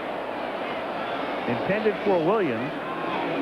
Another reason, too, they're taking care of Smith is because he's getting double teamed a lot. Well, I mean, that's the price you pay. If you're Bruce Smith or you're Reggie White or Howie Long, you're going to get a double team. There's Andy Heck knowing that he has help back to the inside. That's just a fabulous spin move by Bruce Smith. That would have beaten Heck, but there's Edwin Bailey, his guard, helping him out to the inside. Pretty good of Heck, too, when you say, Dan, he protected the outside. That was the only place he could get hurt. That's exactly right. 4 receivers, 3 of them set to the right side on 2nd down from the 32-yard line, and Craig goes the other way, and it's nearly picked off by Nate Odoms, who was one-on-one with Scansey, and Odoms is shaken up. 24 seconds remaining in the half. Boy, that would have been just a tremendous interception by Odoms. He really had to stretch for the ball, and almost looked like he landed on the ball. Made a diving attempt, and so often that will happen, and he is in obvious pain. Let's take a look again. He dives in for the football and either came down on the ball or on his hands that were under his body. Yeah, he lands right on the ball. Right on the top of it. Right on the sternum, and that will take the wind right out of you. Well, even more than that, you could do some ribs on it or some rib cartilage, and he is in obvious pain. So timeout while they work on Odoms. And we have a moment to go back to yesterday at Cleveland Stadium on a frosty day, and particularly frosty for the Browns. Here was James Brooks doing a wonderful job selling the run, flipping it back to Esiason. He finds Tim McGee, and McGee is able to roll Sewell into the end zone for the touchdown. The Bengals very much in the hunt in the AFC Central. A game back of Houston right now, 21-0. The final score. Houston on top in the AFC Central by a half game over Cleveland and 1 over Cincinnati. And Cleveland actually playing like a team, Al, that's got one foot in the grave. Looked terrible against Seattle. I mean, looked terrible against the Lions on Thanksgiving Day, and then really pitiful against Cincinnati. Team in trouble, the Cleveland Browns. Meanwhile, you saw Craig, a milestone on that last pass, the last pass completion, going up and over. And Odoms will be all right. Mark. Odoms will be all right. Had the wind knocked out of him, and we'll see him again. Chris Hale replaces him, a rookie out of USC. It'll be 3rd and 10 with no timeouts remaining for Seattle. 24 seconds on the clock. Right now, if they don't move a yard, you're looking at about a 49-yard field goal as Norm Johnson warms up. His longest this season, 50 against San Diego. You saw a quick look at Chris Hale. It will not be lost upon the Seattle coaches that Chris Hale, a rookie, is in there at right cornerback, replacing one of the veteran cornerbacks, and would be surprised if they somehow try to isolate Hale on a receiver and go to him. And they isolate him on Blades with 4 receivers on 3rd down and 10. And Craig going deep and looking for Blades, and it is incomplete and knocked away, and there is Hale, number 26. It's an age-old rule. If you got a new kid, let's test him, and boy, was Chris Hale up to it. He really was. He had great position in the end zone. He was just behind. Let's take a look at it again. Not big. He's only 5'7", about 160 pounds, number 26, Chris Hale. He was beaten, but this would have had to have been an absolutely perfectly thrown ball, and it was an absolutely perfectly thrown ball. That should have been caught. Well, you saw Hale get his hand up and actually got it on the arm of Blades and restricted the catch from that way. It's just good defense and a good throw. Largent spots it for Johnson. This is a 50-yarder. It has the distance, but no. It's wide. And the clock stops with 14 seconds remaining in the half. Let's go back and take a look at the 3rd and 10 play. There's Chris Hale coming in. Boy, Dave Craig drops it right in there. Bobbled for a moment by Blades, and before he can pull it into his body, Hale strips his arms down. I think we'll get a good look at it here. Actually, Hale actually gets his right hand on the ball. That's a great play by Hale. And that angle is totally different. He didn't interfere with him at all. He got the hand on the football. Again, he's only about 5'7", and he went up with Ryan Blades and knocked that football away. One of your Trojans, Frank. I wasn't going to bring it up, but I'm glad you did. Hey, we'll also be going to the Rose Bowl for the 3rd time, and they're, of course, who are they meeting then? The team they lost to last year. Thank you. Cost me 100. As it will again. You didn't bring that up. As it will again, Frank. As it should be. I don't have my fight on song with me. Kneel down by Kelly ends the half. We'll take a look at Steve Largent as part of our halftime feature tonight. And the Bills and the Seahawks go back to the locker room, tied 10-10. At the end of the first half, and Monday Night Football returns after a commercial. A message from the National Football League and a word from our ABC station.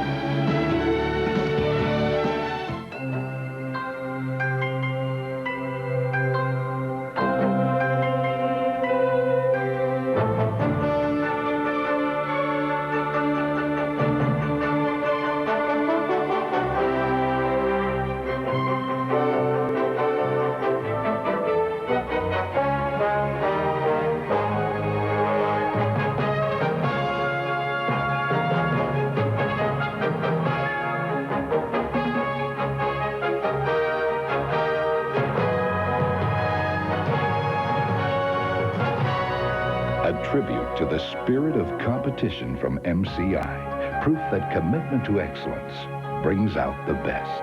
I like to wander and roam. I like to call back home. I like my MCI. I get more. I like my MCI. We had all come to enjoy the game that Sunday, but by some chance a rude guy came along. He was drinking and swearing. The fans were getting angry. This guy did not know right from wrong.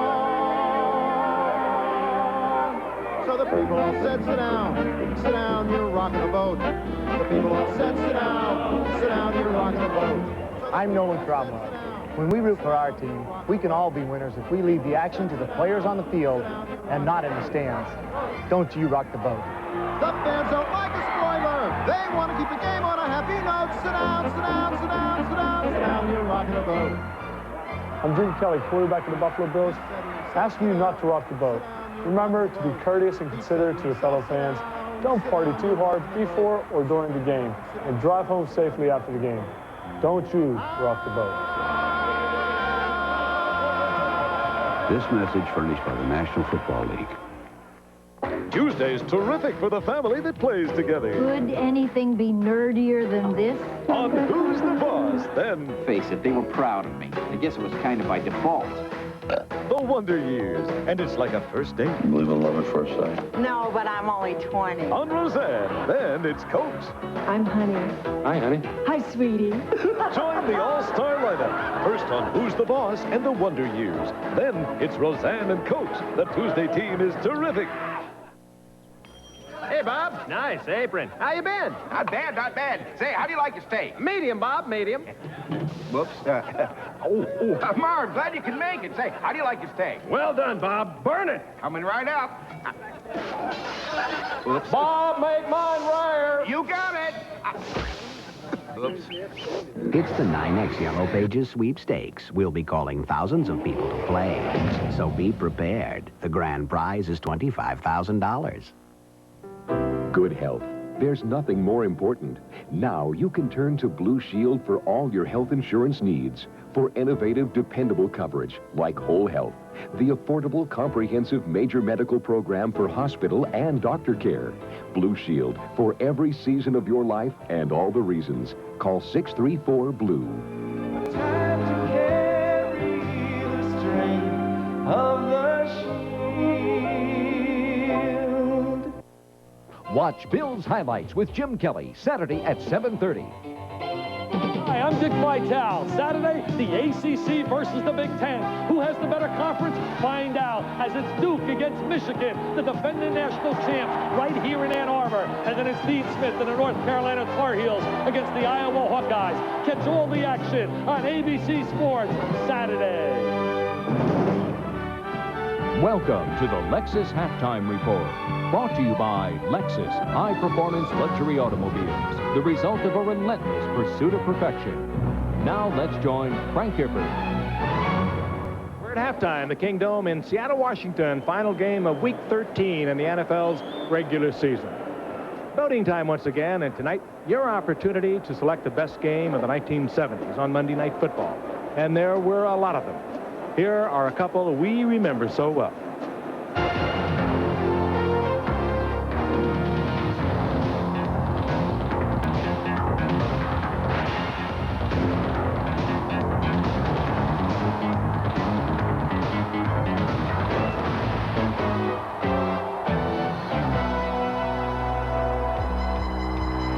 This was the Monday night season opener the year after O.J. Simpson had run for an NFL record 2,003 yards. But O.J. went out of this game with an injury and was watching from the sidelines as we pick up the action with less than 2 minutes to play in the fourth quarter. The Raiders led 13-7. He puts Rashad to the right. Top of your screen, number 40 is J.D. Hill. The two likely receivers.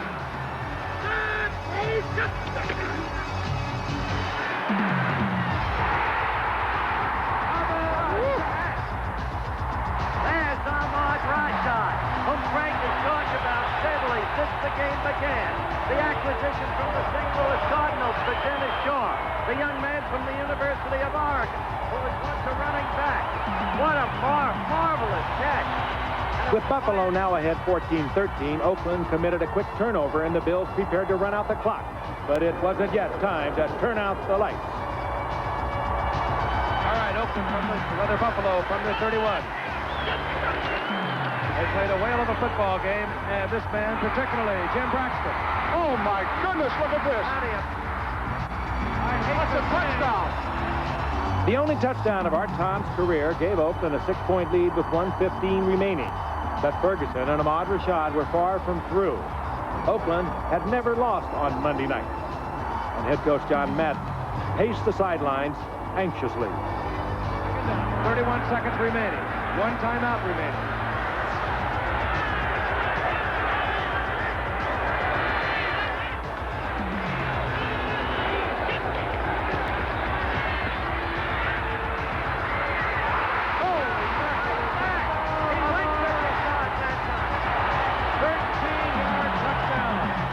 When George Blanda missed a 50-yard field goal attempt on the final play, Buffalo had a wild 21-20 win. The Houston Oilers had never won a Monday night game at home, and with Bob Greasy throwing for a career-high 349 yards, they would need a big effort on this night. And that's exactly what Earl Campbell provided. His second touchdown of the game broke a 14-14 tie in the third quarter. Second down, forget it. What a game. What a performance by this whole Houston team. But the Dolphins tied the score again, and then they took the lead in an unlikely manner early in the fourth quarter.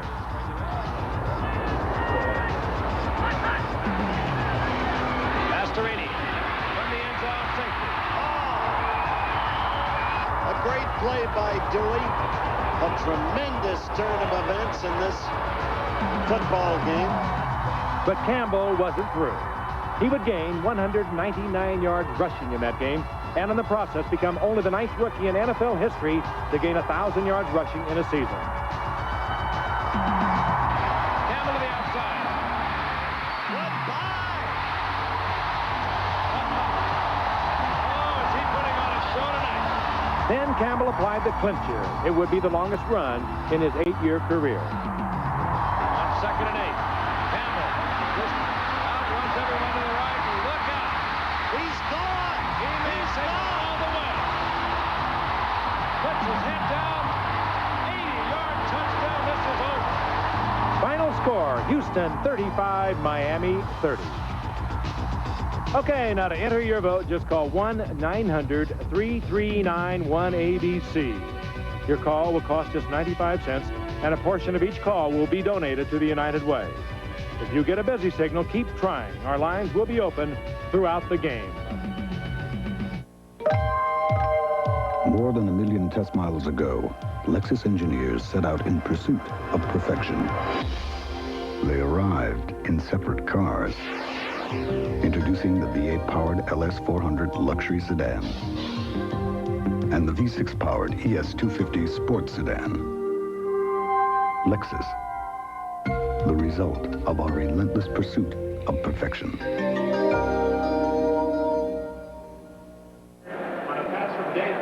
We're at halftime in Seattle, the Buffalo Bills and the Seattle Seahawks, and we're tied at 10. We've been talking all evening about Steve Largent, his records, his many achievements over the 14 years of a great career. And indeed, he is a truly remarkable individual. He'll wind up that career this year. Not only is a remarkable individual on the field, but a great man off. Here's Lynn Swann.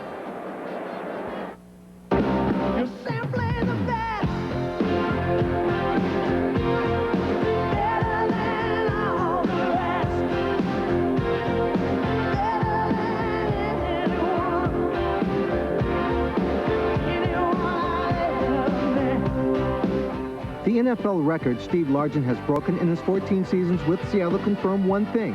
When it comes to catching a football, he's simply one of the best, even though his humility doesn't allow him to say it.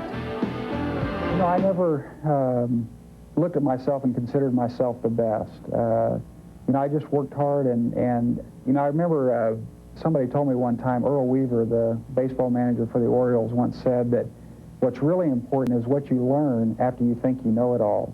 And I think I never was a person that thought I knew it all. I was always willing to learn and watch and study and continue to work hard and hone the skills that I had. Labeled as too small and too slow out of college, Largent flourished in the Seattle offense where the majority of his passes came from two quarterbacks, Jim Zorn and Dave Craig. Steve has avoided the serious injuries that are common at his position and dished out a little punishment of his own. For me, I've said this many times before, it's been a dream. I pinch myself when I see my name among guys that I really consider truly great receivers. It's like I'm the anomaly among this group. You know, I'm the weird person in here that everybody's saying, gee, how'd that guy get in there? Steve's impact goes well beyond the field. He and his wife, Terry, strong Christians, are heavily involved in the Seattle community, the United Way, the March of Dimes, and the Spina Bifida Foundation. His interest in the latter stems from his own personal struggle.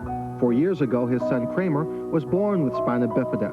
After successful surgery, Kramer has progressed and now has almost full use of his legs. And for Largent, that is worth far more than all his NFL records. One of the things that I've been asked, particularly in the last couple of years, is what are the things over your career that you'll remember the most, that you'll cherish the most?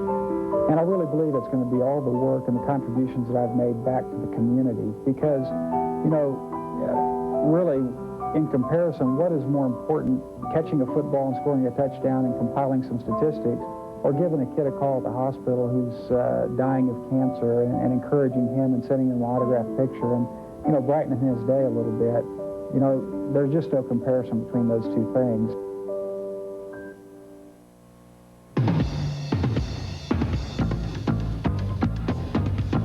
To perfect the new Lexus ES250, our engineers had to spend many long days on the test track. But with standard amenities such as fine-grained wood and a 6-speaker high-output audio system, at least they had excellent working conditions. Presenting the Lexus ES250, the luxury sedan of sports sedans. The Lexus Halftime Report has been brought to you by Lexus High Performance Luxury Automobiles, the result of a relentless pursuit of perfection. We'll return for the second half shortly. But first, we'd like to take a couple of moments to remember 2 ABC staff members who tragically died last Monday night in the San Francisco area just prior to our telecast when a train struck a chartered bus in which they were passengers. Kurt Sanger Sr. was director of marketing for ABC Sports and was responsible for many of our Monday Night Football 20th anniversary celebration activities. He was with ABC Sports for less than a year, but he touched the lives of so many of us. He was always enthusiastic, always smiling, and had boundless energy as he performed his role day to day. Adele Rothfuss was a veteran account executive with ABC Television Network Sales. Her spirit and dedication was an inspiration to those who knew her. We'd like to express our deepest sympathies to the families and friends of both of them. They'll truly be missed. We would also like to express our appreciation to the City of South San Francisco Police and fire departments that provided so much valuable assistance to the other 5 ABC staff members who were injured in that accident, and to the San Mateo County Coroner's Office. We'll be back.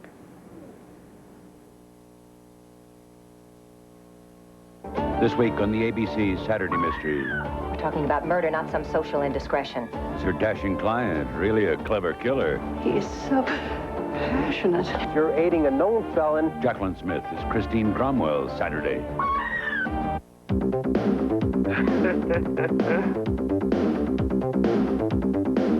I'm gonna bust your... It's Eddie Murphy. Come back some other time. In the network television premiere, The Golden Child, Sunday. I'm Keith Radford. Coming up tonight on Eyewitness News, after the Bills game, just about every television set in Western New York is set to the Bills' appearance on Monday Night Football, including the big screens at area clubs and the small screens at local businesses. Steve Boyd checks out how this game is affecting the fans. We'll have an update from Pittsburgh, where a young woman is the recipient of a triple organ transplant. Some rough weather off the coast of Florida today, and not because of the weather this time. This Navy ship and another from Greenpeace nudged each other. We'll try and find out why. And we'll hear from a Soviet journalist as she covers stories in Western New York for her audience back home in the Soviet Union. Tonight, she pays a visit to a local school where the kids are learning what else? How to speak Russian. In sports, we'll go live to Seattle where Jerry Azar talks with the players on the final outcome of the game. And Tom says the AccuWeather forecast is looking a little bit brighter for the next few days. All these stories and more tonight after the football game. It's a little word, but the word yes makes things happen. especially when spoken by North Star Bank's lending officers. It helps more businesses produce a better product. More families find a better home. More children get a better education. To us, that's more than a positive outlook on lending. It's a positive outlook on life. There are a lot of luxury cars available. Only one is the most trouble-free American luxury car. Last year, J.D. Power & Associates ranked Buick's newly designed Riviera the most trouble-free American luxury car. Buick's Skylark is a quality-built Buick that most of you can afford. Skylark, beautiful Buick driving, priced sensibly. Buy Skylark at your Western New York Buick dealer. Get giant cashbacks now. Watch Eyewitness Sports Wrap Sunday night at 11:15. This is Sam Posey reporting. Will Steger, the leader of the Trans-Antarctica expedition, said it before it began. The dogs will be the hero, and so they have come to be. Some have suffered from frostbite, others from scarred paws or exhaustion. But together they are now pulling the sleds up to 15 hours a day as the expedition races for the South Pole. Stay tuned to ABC Sports for continuing updates, plus our special program on December 17th. ABC's Monday Night Football. The Buffalo Bills versus the Seattle Seahawks. Brought to you by Miller High Life. By that man a Miller, the best comes shining through. By Mercedes-Benz, engineered like no other car in the world. And by Northwest Airlines. Being the best is the only thing they want to be.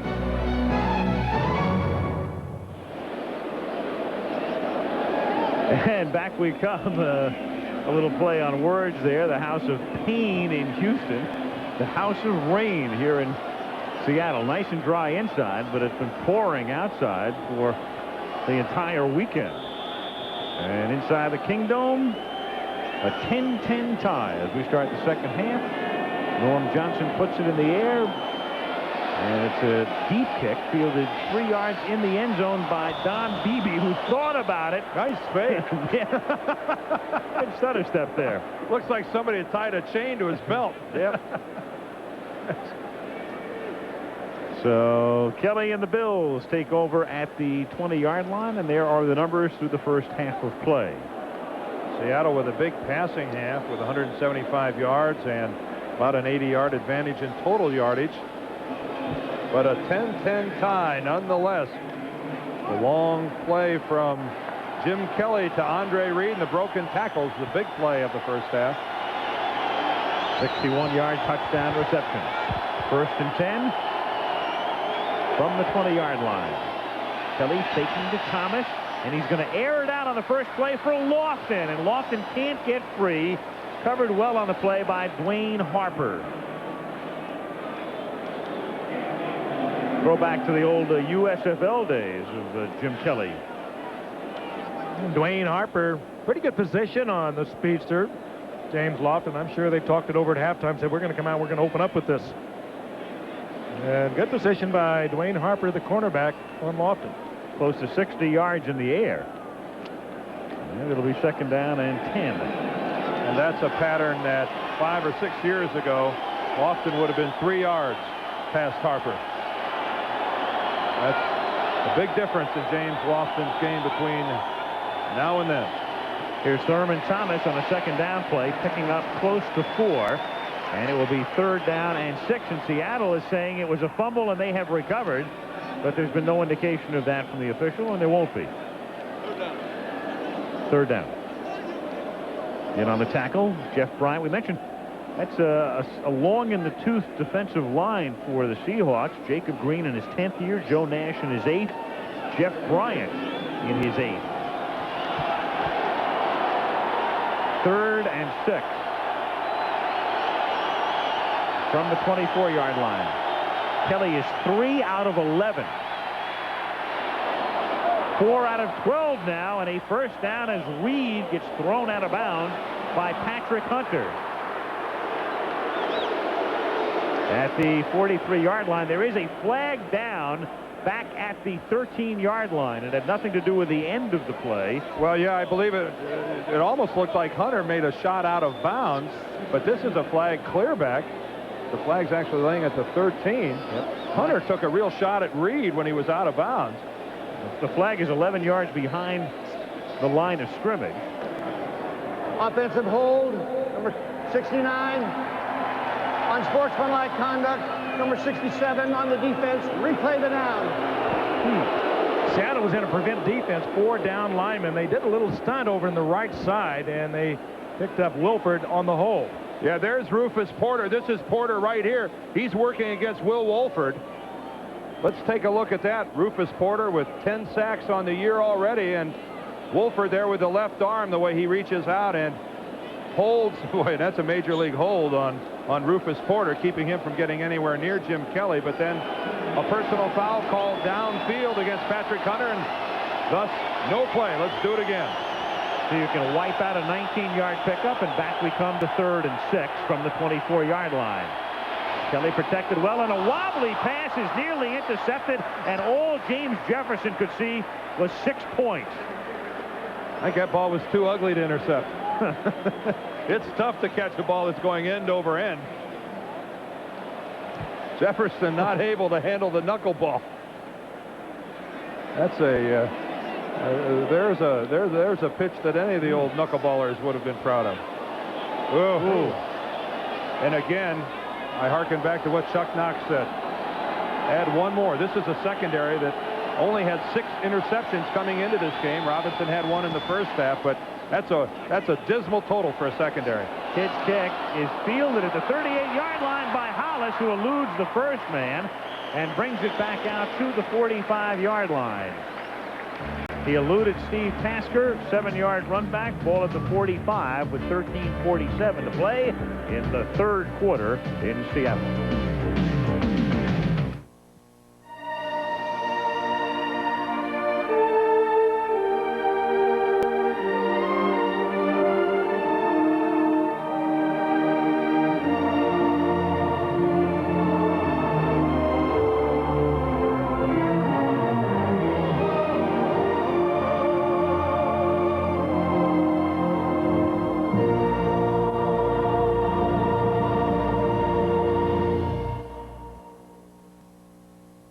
Skydiver Eddie Turner will never forget October 16th. We were jumping at 12,000 feet. Frank collided with another diver and was knocked out cold. Like a missile, Turner shot toward his friend. All I could think about was just getting a hold of that ripcord. Which he did, just 10 seconds before impact. He'd done it for me. To everyday heroes everywhere, we offer our best. Smooth, never bitter Miller beer. I told Frank, next time you fall, make sure it's for a tall blonde.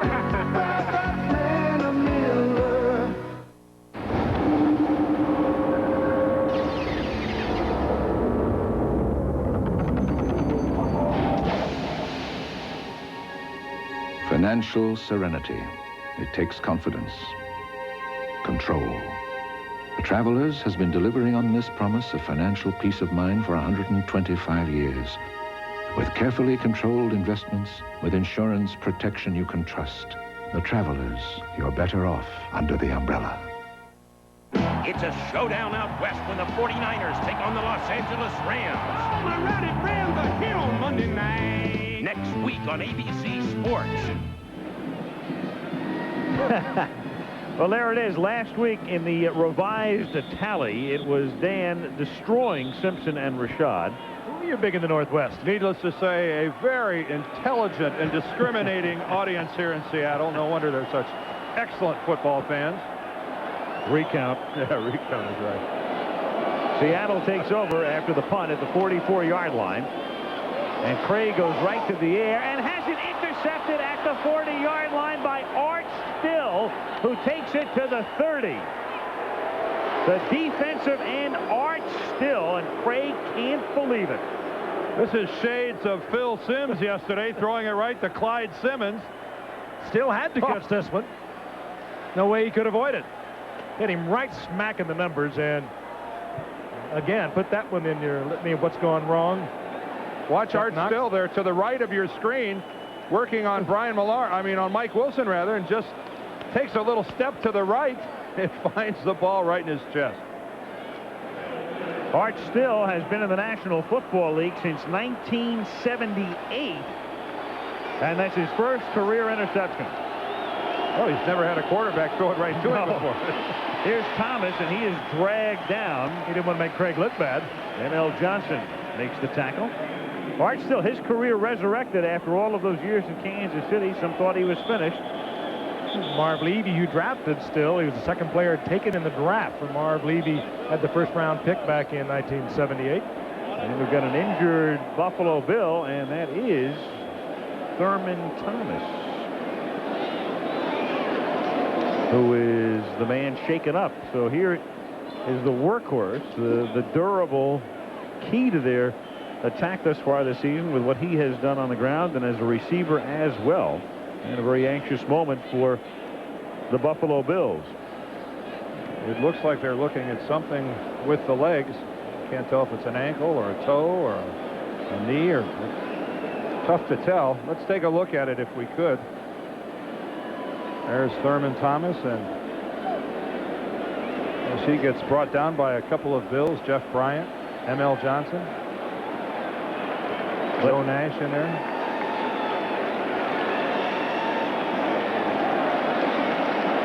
So Thomas will come off, and Ronnie Harmon will come in to spell him, at least for the moment.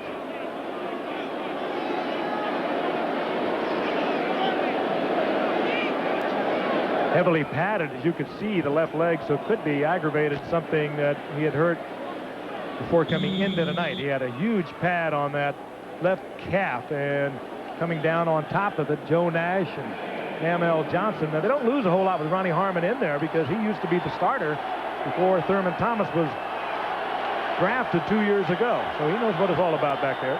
2nd and 8 from the 28-yard line.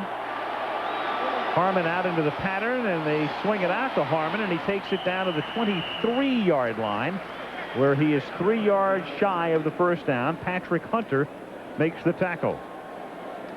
Harmon, a good receiver, perhaps a better receiver than he is a running back. They use him many times as a flanker. This time he's the checkoff man. Kelly looks downfield, nothing happening down there, and goes to Harmon, and a good open field tackle by Hunter.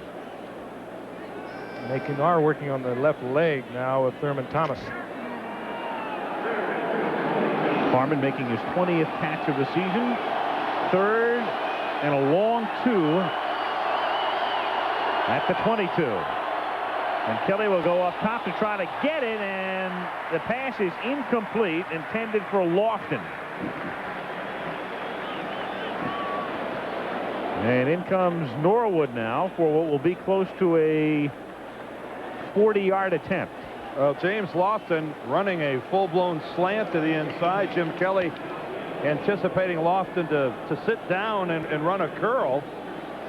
And by the look of frustration on the part of James Lofton after the play, you kind of sense that he made a mistake. They read two different defenses. Yep.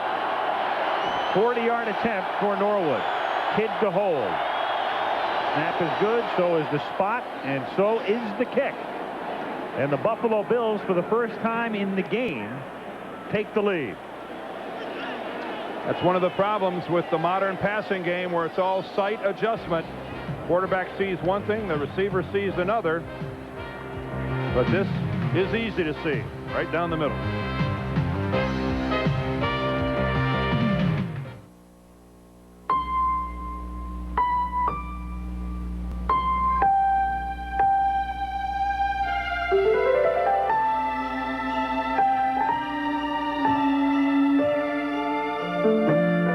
In the spirit of the holiday season, this year the Miller Brewing Company will be making a donation to United Cerebral Palsy every time you buy Miller High Life, Miller Lite, or Miller Genuine Draft. From all of us at Miller, happy holidays. Designers. How do they think we engineers feel about the way they've changed our Mercedes 300E? Sleeker lines, new soft leather, more rich wood, very elegant. But we spent years making the 300E the engineering leader. And now for 1990, it's all elegance? Designers.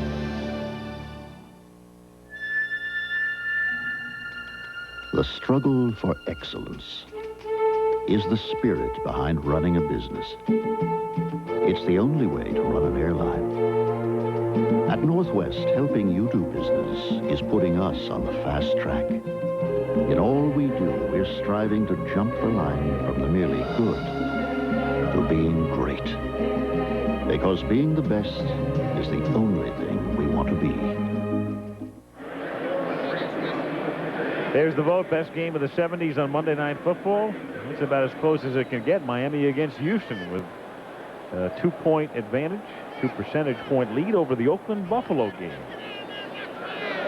I know, Frank, you said through the years the best Monday night game you've ever seen is that Miami-Houston I game. would have to say that.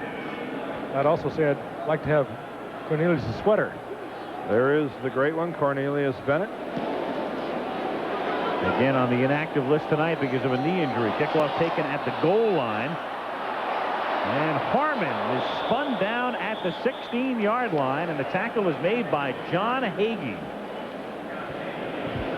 Hagee battling back after a severe knee injury. He was on the physically unable to perform list and recently activated, and does a great job here. More of a blocking technique. No attempt at wrapping up. He goes in with the downfield shot block. Very effective as he puts Harmon down. That's the essence of being a special team guy. Be a little crazy. Total disregard for your personal safety. At the 16-yard line, Seattle begins this drive with a John L. Williams 2-yard plunge. He's stopped by Talley, and a flag goes down. And the report on Thurman Thomas is what they call a turf toe, an astroturf toe, and he is expected to be back in shortly. A little toe sprain is what it amounts to. And there is a little bit more than a toe sprain for Shane Offside, Conlon. middle of the line. 5-yard penalty, first down. Well, Conlon, of course, was on injured reserve with the knee, the strained ligaments, and now he comes hobbling off. And so for the moment, the Bills are minus Bennett and minus Conlon. And with Conlon playing, as you see, 15-3 over the last 2 years. Without him, they're a 500 ball club. Carlton Bailey replaces him. 1st and 5 after the penalty. And it's Kurt Warner taking it out to the 23-yard line. Radisic makes the tackle, and let's find out what happened to Conlon. He's the linebacker to the left of your screen, number 58. Let's follow him as he pursues. Tangles up with Brian Millard, who gets right in front of him and effectively cuts him off.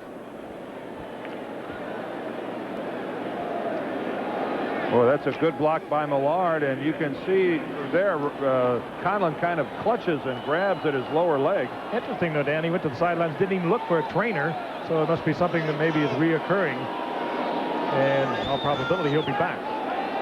2nd and a long 2. And Williams picks up just 1 as he takes it up to the 24-yard line, and the crowd does not favor the play selection, you might say. Smith in on the play. Frank, as you're well aware, as the season now moves into December, if you've got a nagging injury, if you've got anything that's bothering you, it is just not going to get better. As we look at Bruce Smith, who gets inside, beats the block of Edwin Bailey, who's trying to keep him to the outside, fights down to the inside, and then with one arm just grabs the jersey and brings this guy down. That's not all bad, is it? 3rd and a short 2 from the 24-yard line. Now with the shotgun, they keep it on the ground, and it's Warner losing the ball, picking it back up and stuffed at the 13-yard line. So they tried to trick him out of the gun on the ground, and Fred Smerlas was right there. It's Fred Smerlas who puts his left shoulder onto Kurt Warner, and the ball pops out. It's not pretty to be a nose tackle. You're playing bumper pool, getting bounced around. You fight off a block or two, but there you see it's Fred Smerlas. Boy, got a blocker on his right side and still frees up his left arm and fights it off enough to get Kurt Warner and knock him back and force a fumble. And the Boo Birds at the Kingdome have come out. 37 fumbles for Seattle. That's the most in the NFL, but they have only lost 11 of them. As Rodriguez is kicked, a fair catch is called for and made at the 44-yard line. Nice play by Mickey Sutton, who had to go a long way, waving his arms. and he gives Buffalo the ball at the Seattle 44. Bills lead by 3. 9:25 to go in the quarter.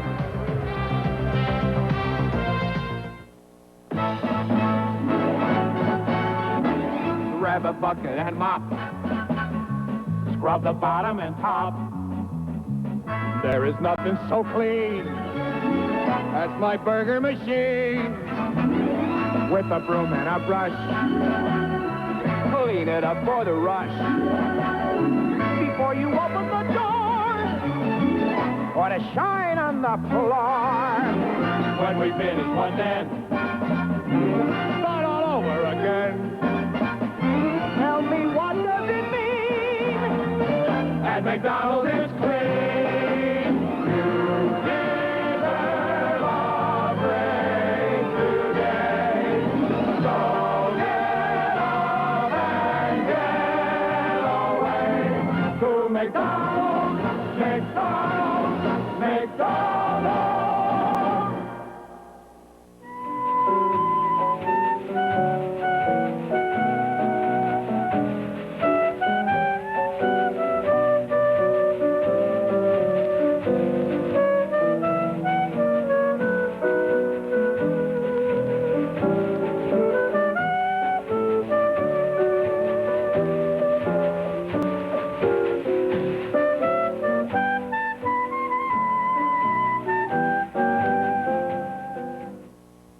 The government's solution to the nuclear waste problem. It has big problems of its own. They've cut corners. Watch Peter Jennings on ABC's World News Tonight, tomorrow. Pretty good quarterback in his time, formerly the head coach of the Buffalo Bills. Ted Marchibroda, the offensive coordinator. Worked with Marv Levy way back in the years when they were with the Rams. Later at Washington. Very conservative, but a good one. His offense has the ball at the 43. Thomas is back in the game, and he picks up 3. You know, it's funny because Marchibroda and some of the Bills coaching staff coming under a little bit of heat, especially last year, the Buffalo fans feeling they could really open it up and not be so conservative. Yet you look at the numbers, right now Buffalo is second in the league in points per game, 27.3, and topped only by San Francisco. Second overall in terms of offensive production, but they haven't been doing it in a dramatic way. They've been getting great performances from Andre Reed and, of course, Thurman Thomas. Just steady performances, and Bill Kelly's having a great year. Thomas takes it out of bounds as he gets to the 32-yard line and should have the first down.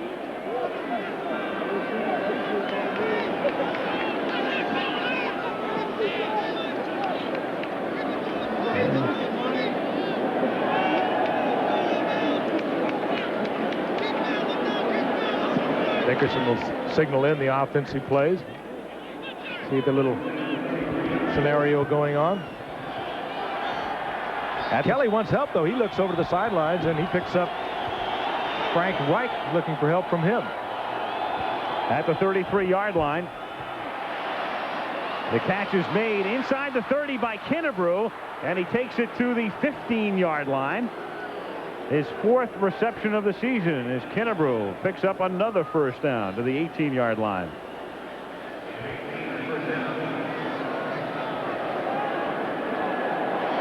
The big man, he's not very unlikely receiver type. Yeah, not what he does for a living, but look what he does after he catches it. If they're going to give him a lot of room, that's smart of Jim Kelly to find Larry Kennebrew. His 4th reception of the year. They don't use him a whole lot. Yeah, but look, he had a 13-yard average on the 3 he caught. When he got his hands on it, he made the most of it. From the 15-yard line on first down, Kelly throwing it by Reed, who was covered by Hunter. It'll be second down, so Marchibroda's offense has them in good shape. I think I might have misspoke a moment ago calling Ted the former coach of the Buffalo Bills. If I did, he's the former coach of the Baltimore Colts in the early 70s. Been around a little bit. He was out in Los Angeles and then worked under George Allen. Perhaps the philosophy of conservative offense, don't turn it over. Great special teams play. Another Redskin is here, Rusty Tillman, the special teams coach over on Seattle side of the line, but they play the same kind of game. Second and 10 from the 15-yard line. Kelly. Protection breaks down, and he is sacked by Joe Nash. Another one of the line stunts pays off. That's what they call the ET. The end crashes and the tackle loops around. That's a very effective stunt when it's run properly. This time it's the end, Jacob Green, that'll crash to the inside. Here's Green. His move to the inside. Here's Nash. His loop back around to the outside. Frees him up. Look at that move by Green. He draws 2 or 3 blockers. Joe Nash makes the loop and gets the sack. Sets up a 3rd and 19. And Kelly under pressure again. The catch is made, but it's a negligible gain. In fact, it might be a loss. Kelly holds his knee. Thomas makes the catch. Green put the pressure on, and Kelly wincing as he gets up. And Nash was right in the middle of that one, too. Kelly was able to get it in there. And Jim Kelly's coming off. Jim Kelly is hobbling as he comes off the field as they get ready for a field goal. But, boy, it looks like it hurts. Here's Jacob Green right here. Let's watch his move up the field. Working against Howard Ballard, and Ballard just gives that soft corner, and Jim Kelly pays the price. 43-yard attempt by Norwood, and again he splits the upright. And it was Norwood last week becoming the all-time leading scorer for the Buffalo Bills. He's about as good as they come these days. And even with a sore knee, it's Jim Kelly that walks out onto the field to congratulate Scott Norwood. So I would expect to see Mr. Kelly back at the helm next time Buffalo gets the ball.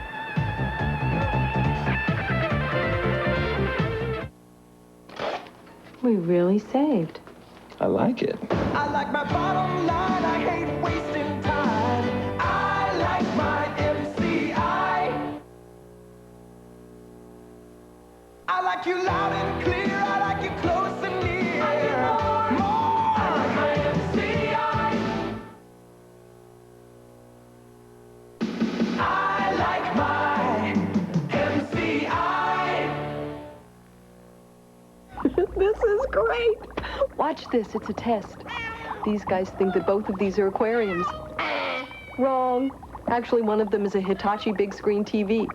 Thanks to Ultravision with its ultra clear, ultra bright, ultra sharp picture. They don't have a clue which is which. Okay, time's up. It's this one. Hey, where are you going? You're going to miss the commercial. Ultravision, only from Hitachi. Pure, genuine, never heat pasteurized. A beer that's made unlike any other. Cold filtered to give you the rich, smooth taste of real draft beer. That's the mark of a great beer. So tap into the cold filtered Miller Genuine Draft.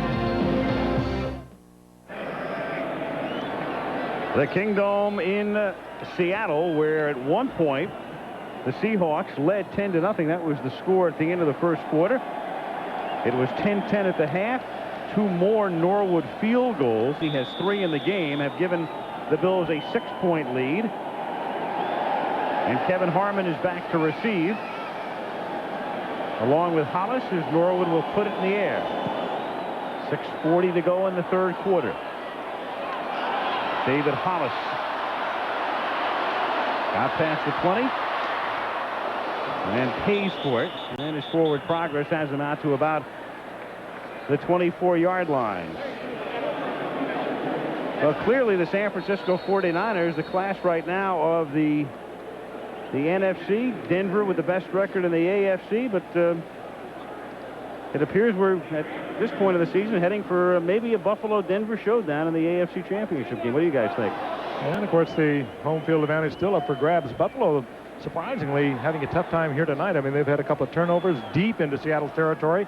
They had great field position, and they've had to settle for 3 field goals down there. And Seattle doing a fine job defensively. It's going to be hard, though, for Buffalo to unseat Denver from having the home field advantage, because Buffalo would have to finish a game ahead of Denver because of that Denver win in Buffalo at the beginning of the season. So, by and large, you'd have to say that it's going to be Denver's job at home as long as they keep winning. One of those terrifying figures about Denver in playoff games at home. We've talked about a couple of weeks ago when they were playing Washington, almost unbeatable in playoff competition at Denver. That's Darren Miller, who is the injured Seahawk.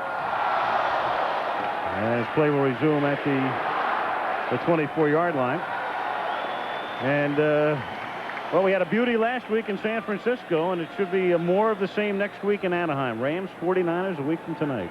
And as Dan pointed out, one of the San Francisco losses to Los Angeles early in the year by what, 1 point, 12 to 13? And when we talked to the Rams earlier, didn't both Jim Everett and John Robinson look at that game as the game where the Rams might have won a season's worth of confidence in beating San Francisco?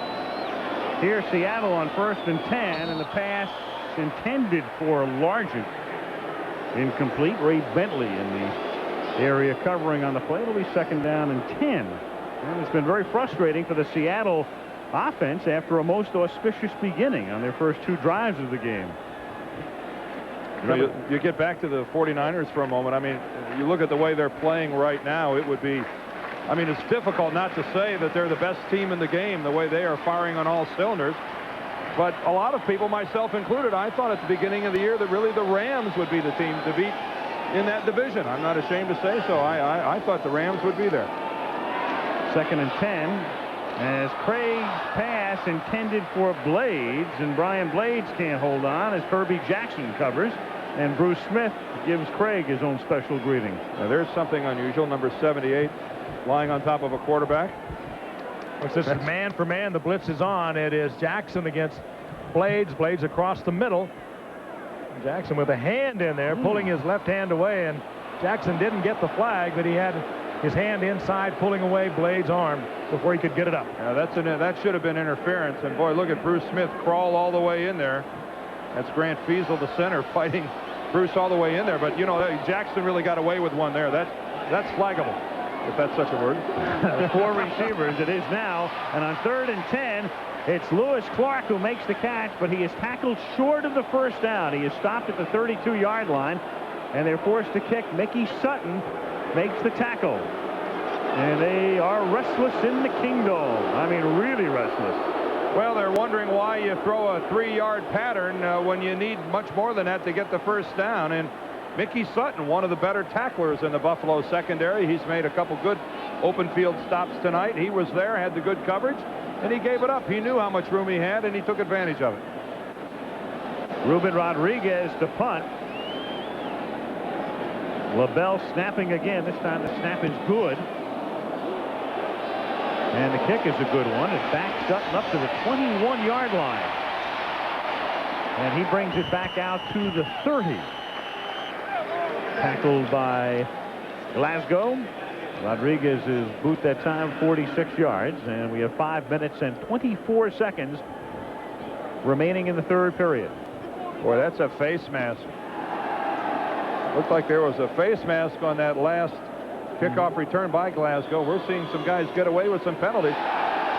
There's that left hand of Nesby Glasgow. Ooh, yeah. Right on Sutton's face mask. Spun him around like a top. Yeah, he went down without even being hit. That's where that's so dangerous, when you get that hit yanked like that. That's why they try to enforce that face mask. A player is very vulnerable. 1st and 10 from the 30. Here's Thurman Thomas behind Kinnebrew. And he takes it out to the 34-yard line. Woods and Glasgow converge on the tackle. Boy, old Howard, the House Ballard at right tackle that time, must have been looking for a payback on Jacob Green. He takes Jacob Green only about 10 yards away and puts him on his back. But about this point, I think the strength and power of that big offensive line of Buffalo is beginning to tell on, frankly, a very old Seattle front 3. Crowd is doing the wave. The reason for the noise is Thomas takes it out to the 39-yard line. M.L. Johnson in on the tackle. It'll be 3rd down and 1. Yeah, you make a good point, Frank, about the offensive line of Buffalo. They're giant. They've got a nice blend of youth and experience, and they are capable of just hammering it out. You got big backs in there. Got guys like Mueller and Kinnebrew that'll slam it to you, and then the quickness with Harmon and Thomas. It's a very nice mix when Buffalo wants to run the ball. 3rd and 1. Meanwhile, the look of a crowd whose team is 4-8, amusing themselves with a wave. This is a great football town. 3rd and 1 from the 39-yard line. Kelly off the play fake. Going deep, but too deep, intended for Butch Roll. Roll, a tight end who caught a touchdown pass last week against Cincinnati. And his only reception of the season. You have the second best rushing team in the NFL, and you have a 3rd down and 1, and you get gimmicky with the receivers only caught one all season long, and poor throw actually by Kelly, but now they're going to have to turn the ball over to Seattle. Oh, that's just a misfire by Jim Kelly. That's almost thinking too much. Had a guy too wide open and tried to touch it in there too much. John Kidd to punt. High floater, fair catch is called for. David Hollis makes it at the 26-yard line, and from there will Seattle begin its next drive. 3 minutes and 49 seconds remaining in the 3rd quarter. Kelly upset with himself.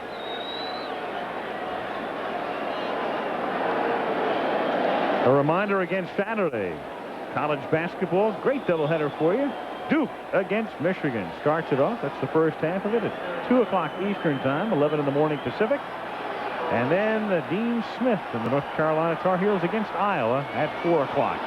Dr. Tom Davis in Iowa. From the 26-yard line, Kurt Warner spinning but going nowhere. Bruce Smith is there to make sure it's a minimal gain, and the Bluebirds are out again. Every time Chuck Knox keeps the ball on the ground, as anyone who follows this game knows that he is prone to do, this crowd's going to boo. I think it's a combination of things. They want to see a little air display with them trailing by 6 points. I think the Steve Largent story comes into play here as well. This crowd would like to see Steve Largent get that 100th touchdown reception. Not to mention, we'd like to see it. 2nd and 8. Craig throws, and it is Blades making the catch, and he has a 1st down. Kirby Jackson covering on the play. 1st down at the 37-yard line. And not all that bad of coverage. And Craig, even though he's not big, 6'1", 190-pounder, he can put the zip on it. He had a real frozen rope out there this time to Blades, and he put it just about the only place he could to get the completion. Well, that's beautiful work by Blades, getting both of those forearms down on the field to make sure that ball can't hit scooping it the up. turf. Bruce Smith once again trying to fight double teaming on the other side. Boy, you got to be patient to be a defensive end as good as he is and get tagged by 2 or 3 people every time. 1st down Seattle at the 38. Craig under some pressure and throws it out of bounds, intended for Largent, and the pressure coming in the form of number 78 for a change, Bruce Smith. Again, 2 men on Bruce Smith, and he still was able to get very close to Craig before he could release it. That's a problem where your back hurts a tackle more than he helps him. It's Kurt Warner trying to help Andy Heck, but watch what happens. Warner gets in the way, and Heck can't really deliver a blow to Bruce Smith. Warner's he's absorbing more than anything else, and that was a situation where Kurt would have been better to duck up to the inside and let Heck go ahead and stay one-on-one with Bruce Smith. I mean, you give him an A for effort, but that's a little bit of a mismatch. Kurt Warner trying to block Bruce Smith. 2nd and 10. Draw to Williams, and that doesn't fool anybody. The whole middle of the line, led by Fred Smerlis, stopping that effort and setting up a 3rd down and about 8. 2 minutes to play in the 3rd quarter. Coming into the game, we mentioned Seattle averaging 3.6 yards a rush. Tonight, 1.9. Whoa. League average is exactly 4.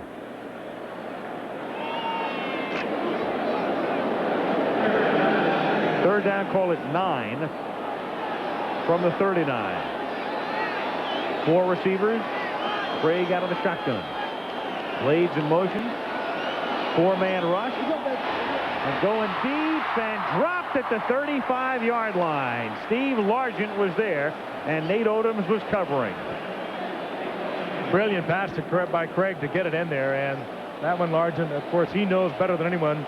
He should have had that, and he would have had the first down. Good effort by Craig. The coverage was not bad on Largent. 4 wide receivers. You get the man-for-man coverage. Odom's locked on there, number 37, and Craig put it exactly where he had to put it.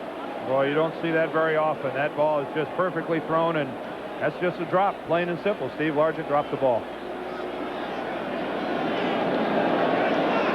Rodriguez to kick. Sutton sets up at his own 20. And a flag goes down as Rodriguez gets decked. Fair catch at the 21-yard line, but a penalty flag is down. It was John Hagee who came flying through and made the contact with Rodriguez.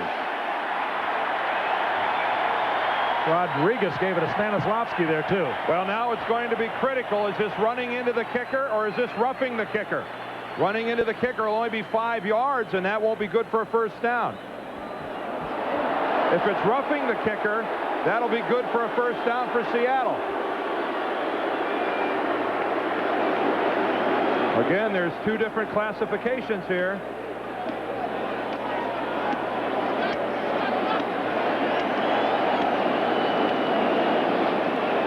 The Bills could also be contending that he got a piece of the ball.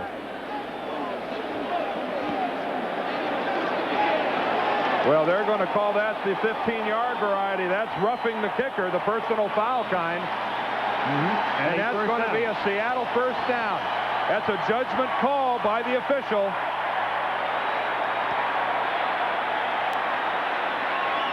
Marv Levy protesting. Hagee protesting that he was not intentionally Hagee's the second guy in.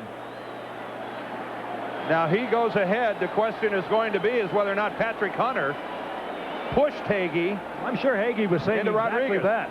And if you block him into the kicker, there is no foul.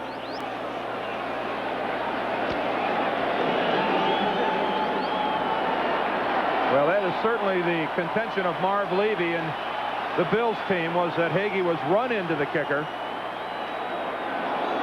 So the Bills steaming, but the Seahawks got a huge break, and from the 46-yard line, they try to capitalize, and Williams makes the catch. Bentley with the tackle at the 41-yard line after a gain of about 5.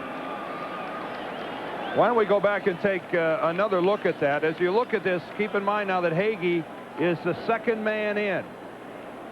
He's the second man in from the outside, and that's Patrick Hunter, number 27, who makes contact with him.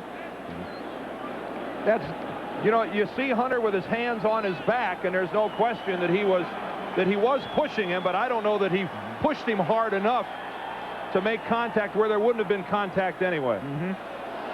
I agree with that assessment. As Smith starts to come across, was he drawn or not is the question. I mean, when you looked at that thing the last time, I don't think you could say that Hunter threw Hagee into the kicker, into Rodriguez. I don't think that was the case. He looks like he's going to get there anyway. Exactly.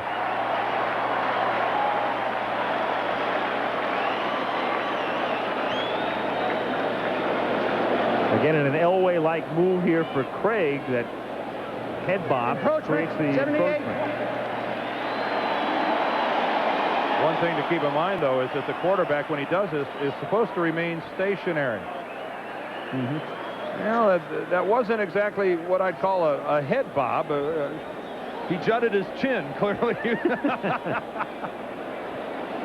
John Elway getting quite a reputation for this. It's been going on for a long time, however, and if you particularly get somebody like a Bruce Smith who comes off that line so quickly, and every now and then you can catch him with it. I don't know when they changed the rule, but remember, Frank, in the old days, I mean, that quarterback was allowed to he was allowed to bend at the waist and jerk his upper body, and it was a free-for-all. If you were a defensive lineman, then it was a lot easier to judge. You just were careful every time. From the 36-yard line, John L. Williams ending the quarter with a 1-yard pickup to the 35-yard line. And this crowd just doesn't want to see anything involving the running game. And so the third quarter will expire at the Kingdome. 16-10, Buffalo on top. And ABC's Monday Night Football returns after this from our ABC station. Soviet fighter bombers back in action over Afghanistan. A terrorist attack on the U.S. presidency. Elements of a war game played for the first time by U.S. and Soviet officials. Watch the Koppel Report Thursday. Wednesday, You're too high and mighty for my services. it's the battle of the sexes. When I plan, you make excuses. I show up, you don't. Are you seeing somebody else? China Beach, Wednesday. It's finally here, Western New York. The new talking phone book has more information and it's easier to use. Remember, when your fingers do the walking, use the book that does the talking. It's here, the 1989 edition of the Buffalo Bills Kelly's Kids Foundation poster. That's right. This year, some friends and I are on safari. We're big game hunters in this year's poster. It's just $3, and all proceeds go to Western New York United Against Drugs and the Food Bank. Get yours at any Bell's supermarket. Sponsored by Channel 7, Folgers Coffee, and of course, Bell's.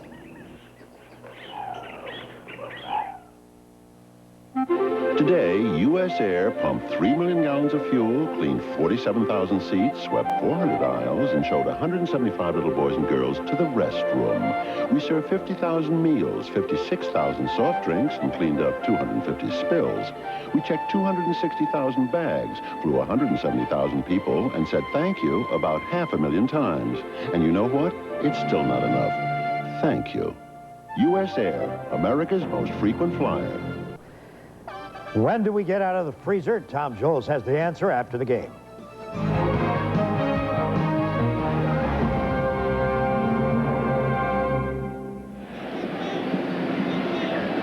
What do you think? Best Monday night game of the 70s? Well, the majority of you now think it's Oakland against Buffalo in '74. Ahmad Rashad has all his NBC colleagues. Right, dialing furiously. I bet. Yep. The Boz, still with a couple years left on his $1 million plus a year contract, and very iffy as to whether or not he'll ever play again in this league. Multiple shoulder troubles. 2nd and 9 as we start the 4th quarter. And the catch is made by Brian Blades at the 25-yard line, and that should be enough for a first down. Ray Bentley in on the tackle. So the Seahawks trying to keep this drive alive thanks to that roughing the kicker penalty. Talked about the read between the quarterback and the receiver. There's a good shot of it from the end zone as Blades comes down. He reads the zone. As Craig reads it, finds a little opening, and Craig fires it in. Blades has caught 5 tonight. There it is, for 66 yards. And that's 66 for the season for him. 1st and 10 at the 25. Seattle trailing by 6. Lofted for Blades. He stretches out, but too far. He's gotten behind Kirby Jackson, but couldn't make the play. 2nd down. Keep in mind, this is a Buffalo defense without Shane Conlon. He's out for the balance of the game because of a bad ankle. Cornelius Bennett didn't even suit up because of the bad knee. This is not the Buffalo defense you've been used to seeing, but I tell you one thing they are getting tonight, and that is excellent play by their secondary. Jackson again with good coverage there. That would have had to have been an absolutely perfectly thrown ball. Yeah, he forces Craig to go up and over with it because he's close enough on the underneath side. 2nd and 10 at the Buffalo 25.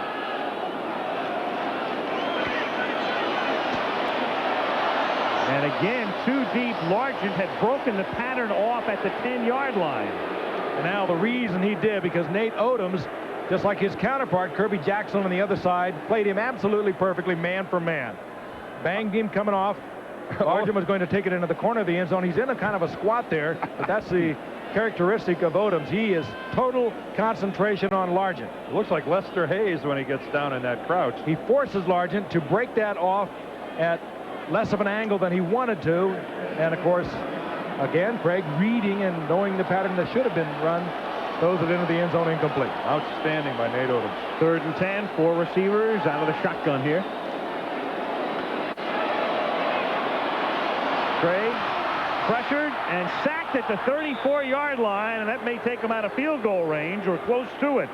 Darryl Talley gets credit for the sack. That's a sack a veteran quarterback just can't take. That is a sack knocking your team out of field goal range that a veteran quarterback like Dave Craig just can't take. It's third down. You know you're not going to get another shot at it. You have got to throw it out of bounds. He's got one of the big kickers around. He's had some big ones in his time, Johnson. We watched him tonight kick the ball deep into the end zone, but you're right, he took him away from what would have been a 42-yard field goal to one that is really right at the edge of his range. Career high is 54. This would be a 53-yard attempt as Largent puts it down. And the kick is wide, so Johnson misses again. And we have 13:26 to play in the fourth quarter. And the Seahawks have been shut out since the first period. So they cannot capitalize on roughing the kicker, and Buffalo gets the ball back. Hear the thunder, the call of the road. No time to wonder, you gotta go. It's a driving experience like no other. Pontiac Grand Prix. Get on your Pontiac and ride, Pontiac ride. Once you experience the 1990 Grand Prix, your approach to driving will never be the same. Rebuild excitement. See your dealer about early buyer and other incentives now in the new 1990 Grand Prix.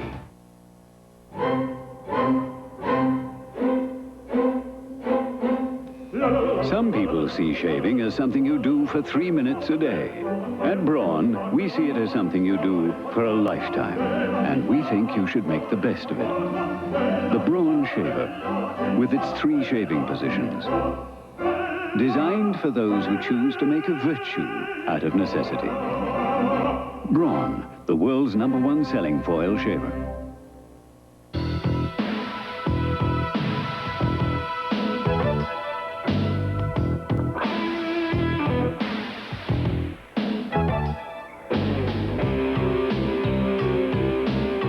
Filtered, never heat pasteurized, Miller Genuine Draft. For those who've discovered its smooth, real draft beer taste, the world is a very cool place. So tap into the cold. Cold filtered Miller Genuine Draft. The 49ers are out in front in the NFC West, but the Everett and Anderson Express has the Rams close behind. They meet next week on ABC Sports. As you look at Ted Marchibroda, the offensive coordinator, the Bills have not been shut out in the fourth quarter in the last 23 regular season games. How unique is that? Well, there's the NFL record. New England in 85 and 86 holds the mark at 24. So Buffalo can tie it by putting points on the board tonight. They have it at the 34 after the missed field goal. And here's Thomas breaking it for a first down all the way to the Hawk 48-yard line, where Darren Como makes the tackle after a 17-yard gain. Boy, that's just tremendous blocking on the right side of the Buffalo line.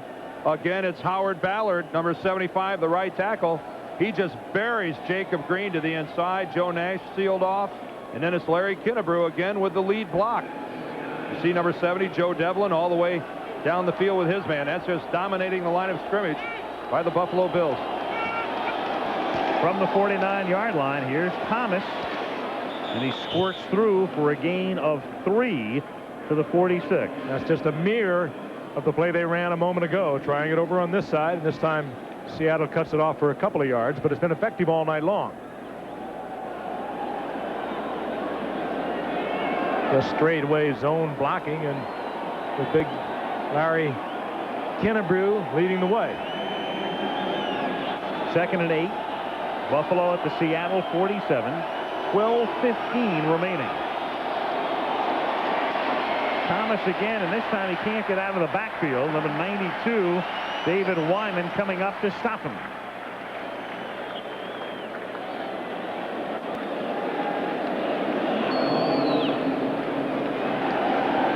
It'll be 3rd down and 9 for the Bills at the 48-yard line. Next week, Buffalo home against New Orleans, and that's their final home game. They close the year on the road at San Francisco in week 15, and then at the Jets. Seattle goes to Cincinnati next Sunday. Kelly out of the gun on 3rd and 9. Fires over the middle and knocked down. Reaching over is Dwayne Harper to break up what would have been a Flip Johnson reception. Oh, we've seen some superb corner play tonight on the part of Kirby Jackson and Odoms for Buffalo, and Dwayne Harper with another great play. He's made a couple tonight also. And Patrick Hunter has been there. Hunter. We have seen some excellent play in the secondary. But look at the timing that time by Harper. Boy, he reads the break by Johnson, and then, boy, he couldn't have timed it any better. Stays away from the interference. Kid to kick.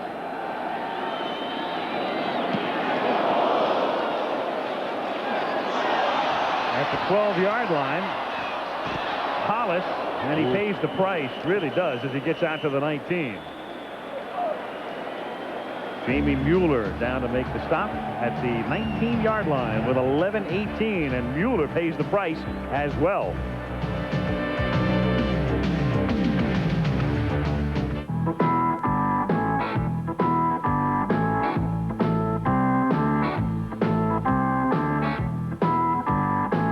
Cold filtered. Never heat pasteurized. Miller Genuine Draft. For those who've discovered its smooth, real draft beer taste, the world is a very cool place. So tap into the cold. Cold filtered Miller Genuine Draft. If ever a name stood for flat-out performance and excitement, it's Bonneville. This place and this car.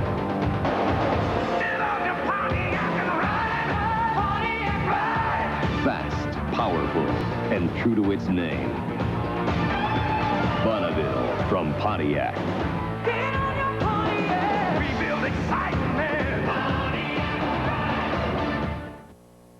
Every 500 years or so, an exceptional printer comes along. Introducing the IBM laser printer with a revolutionary design that will make it the new standard for years to come. The IBM laser printer. Suddenly, nothing else measures up. We'd like to show you how fast the new IBM laser printer prints this handsome report. And we'd be glad to show you how fast the leading competitor does it.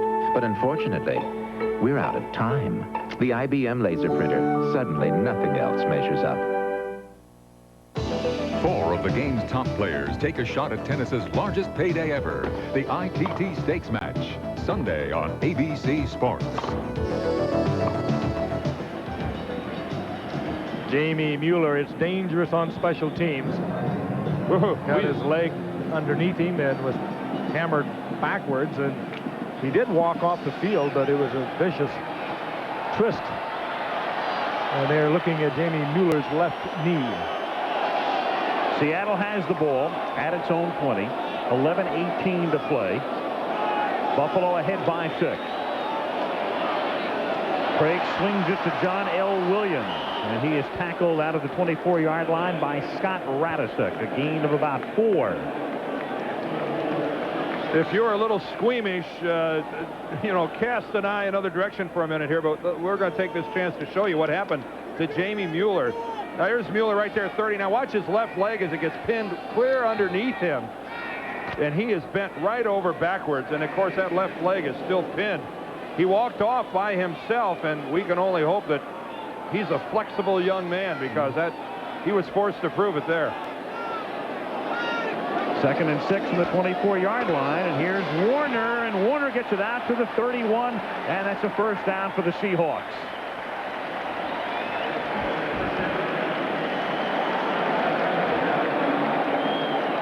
Seattle, 10 points tonight early on. Shut down since. Bills got 10 in the second quarter. 2 Norwood field goals in the third as Mueller continues to walk it off. Well, he's lucky. I mean, now, you also don't assume right now that he's fine. A lot of times you'll be injured and your leg just goes numb, and it's a day or two later until you're aware of how badly you've been injured. Muscles are stretched out, you're warm, you can do a lot of things in that condition. A little later, it really tells. 1st and 10 from the 31-yard line, and that's John L. Williams. Stopped by Leonard Smith out of the 36. That's a 5-yard gain, and it'll be 2nd and 5. Good move by John L. Face to the sidelines. Could have easily just stepped out of bounds and not taken the big hit. instead tries to spin back to the inside and pick up a couple more yards for his club. That's the kind of a move you'd expect to see from a player whose team is 8-4. Sometimes on a team that's 4-8, you don't see that kind of effort. 2nd and 5 from the 36.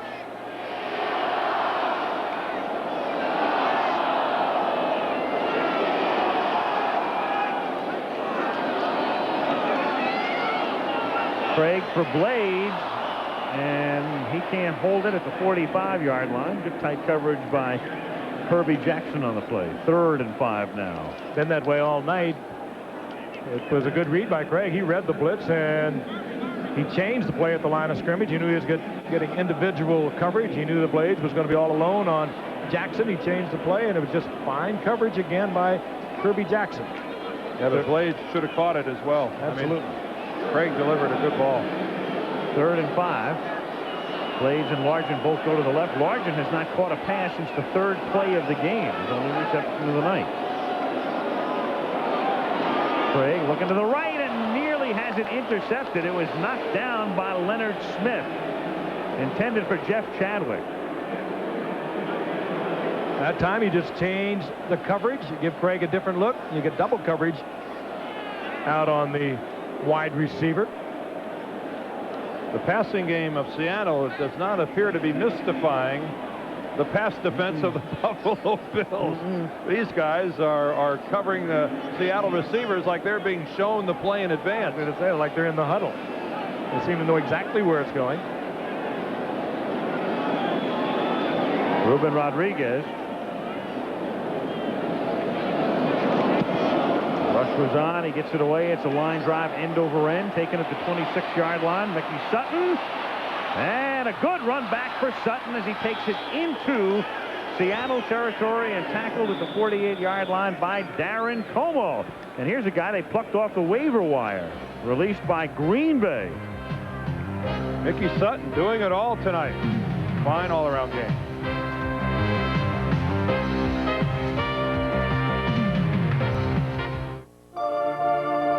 Recently, signs of capitalism have begun to appear in the most unexpected places. But it's tough to be a capitalist without the capital. At Shearson Lehman Hutton, we have the capital to help expand the free enterprise system globally.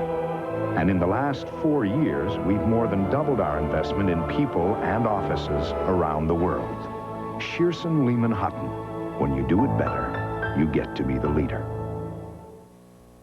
Soldier Field, Chicago. Over 300 dead batteries and 1 die-hard battery. Our most powerful ever jump-starts every one. Die-hard. More power when you need it most.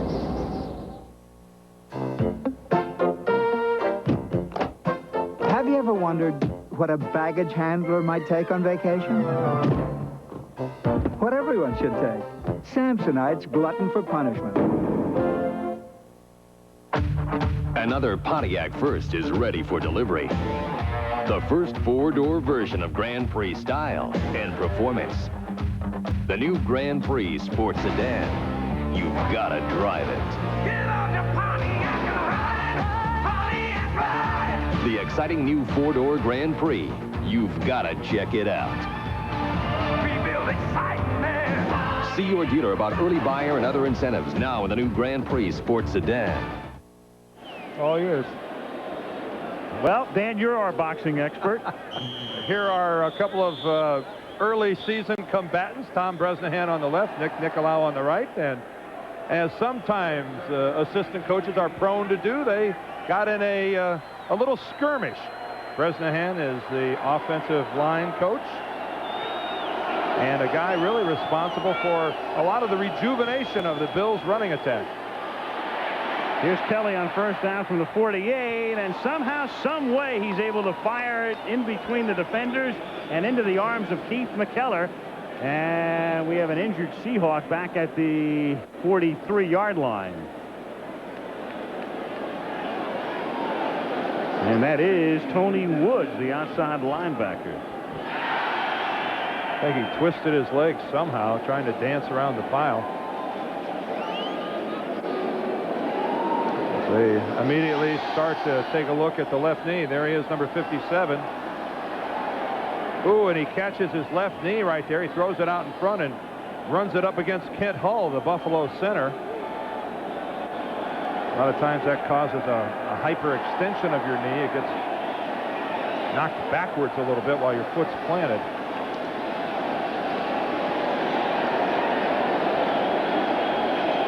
Tony Woods, #1 draft choice to the Seahawks back in '87. Another one of their fine young players, only a third-year guy out of Pitt. And it looks like he's wounded, but not, hopefully not too seriously, as he's walking off, able to put weight on his leg. Meanwhile, a great play by McKellar, the tight end, who very high on in Buffalo, a 9th-round draft pick in '87, and he gets it inside Seattle's 30-yard line. Good catch and a good effort in running the football. Another big man, 6'4", 245-pounder. That's standard now for tight ends. Joe Kane comes into the game for the moment, replacing the injured Woods. There are the numbers on Kelly. Not too pretty, but he has the lead. And he has a 1st and 10 at the 29-yard line. And it's Larry Kinnebrew taking it to the 25 for a gain of about 4. And we have 8 minutes to play. And a reminder, Sunday on ABC Sports, a special tennis event for top American stars. Play not only to win money, but to keep from losing it. Agassi, Connors, Chang, and Gilbert in the ITT Stakes match Sunday, 4 Eastern, 3 Central, and Pacific. Tennis for you this Sunday here on ABC. That's what we need. I think we ought to take that concept into all sports. The loser's got to come up with some cash. There's Tony Woods back in the ball game. 2nd down and 6 at the 25-yard line. Thurman Thomas finds no opening that time, wrapped up by Jacob Green and Jeff Bryant, among others. With 7:20 now remaining. Well, the way Seattle has been moving the ball offensively, especially here in the second half, even a field goal by Buffalo at this point in time looks huge, as it would give Buffalo a 9-point lead, and Chuck Knox knows it. And, of course, Jim Kelly well aware of that, too. He may well put the ball up in the air, but he'll be very careful with it. He won't try to force anything. And he'll try to avoid the sack at all costs, too. On 3rd and 6, Thomas escapes one man, but that's all. Stopped at the 30-yard line by Jefferson after the play was, in effect, stopped by Jacob Green. And that's 1 out of 11 on 3rd down for Buffalo tonight. Might as well have been a sack. Again, a 3rd down play that loses yardage, and Buffalo this time returning the favor, although they won't force quite as long a field goal. There is Jacob Green. Slows down. Thomas doesn't make the tackle. Jefferson comes in and wipes it up. 48-yard attempt for Norwood, trying to give Buffalo a 9-point edge.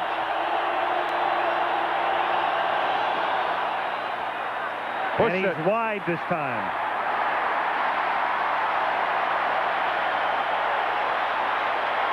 Seahawks are still alive, and they take over at the line of scrimmage, and that's out over the 30-yard line. And Chuck Knox is a man who's been around a long time. 5 years with the Rams, 5 more with Buffalo. Now in his 7th with Seattle. He has never had a 5-game losing streak, but he's on the edge right now. Chuck Knox, one of the game's great coaches. You know, his philosophy is simple. Run the ball, play it close to the vest offensively. Don't put your defense in a compromising position, and it's paid off, as that graphic shows you. When you play that style of football, you're not prone to lose very often. From the 30-yard line on 1st down, Craig, and the catch is made on the run by Warner. Great pass, and Warner, skirting the sidelines, takes it out to the 49-yard line.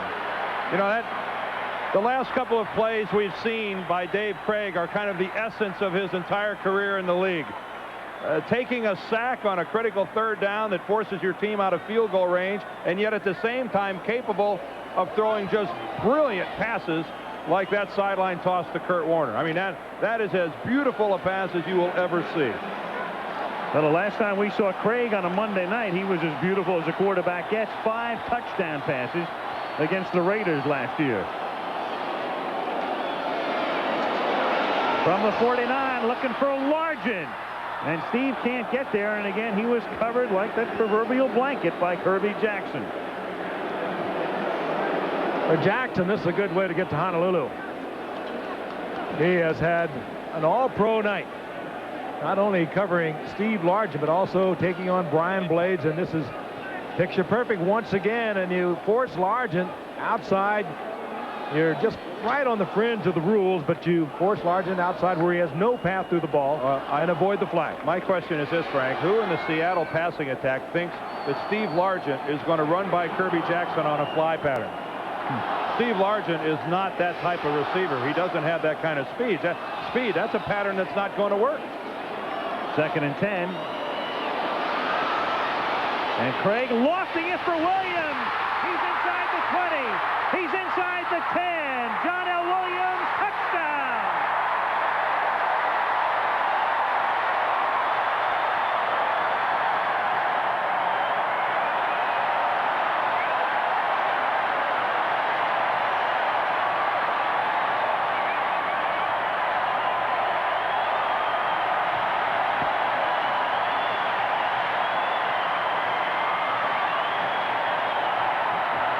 Same pass he had just thrown to Warner. The same touch, chased out of the pocket, and it's not that easy. Dave Craig scrambling away from the pass rushing pressure, and to put this right in stride with Williams, well, it looks awfully simple, but it is awfully difficult. Boy, look at the block downfield by Brian Blades. He makes the block on Kelso that allows Williams to cut back to the middle. Longest play of the season for Seattle. Extra point by Johnson gives the Hawks the lead again. Dave Craig fighting for time. Look how he buys it. Sends John L. Williams downfield, points him out. And now watch at the conclusion of this play. When Williams will make his cut to our right here comes Brian Blades, knocks Kelso out of the way, and the rest is John L. And right now, Marv Levy has to be sick to his stomach. Well, again, Bruce Smith forcing Craig out. And right on stride. I mean, he did everything to catch the ball for Williams. And a great look. Good work, guys, on the cameras. There's the block by Blades. Williams holding it together, getting it in the end zone. How does Williams keep from going out of bounds there at about the 3 or 4 yard line? I mean, what body control by John L.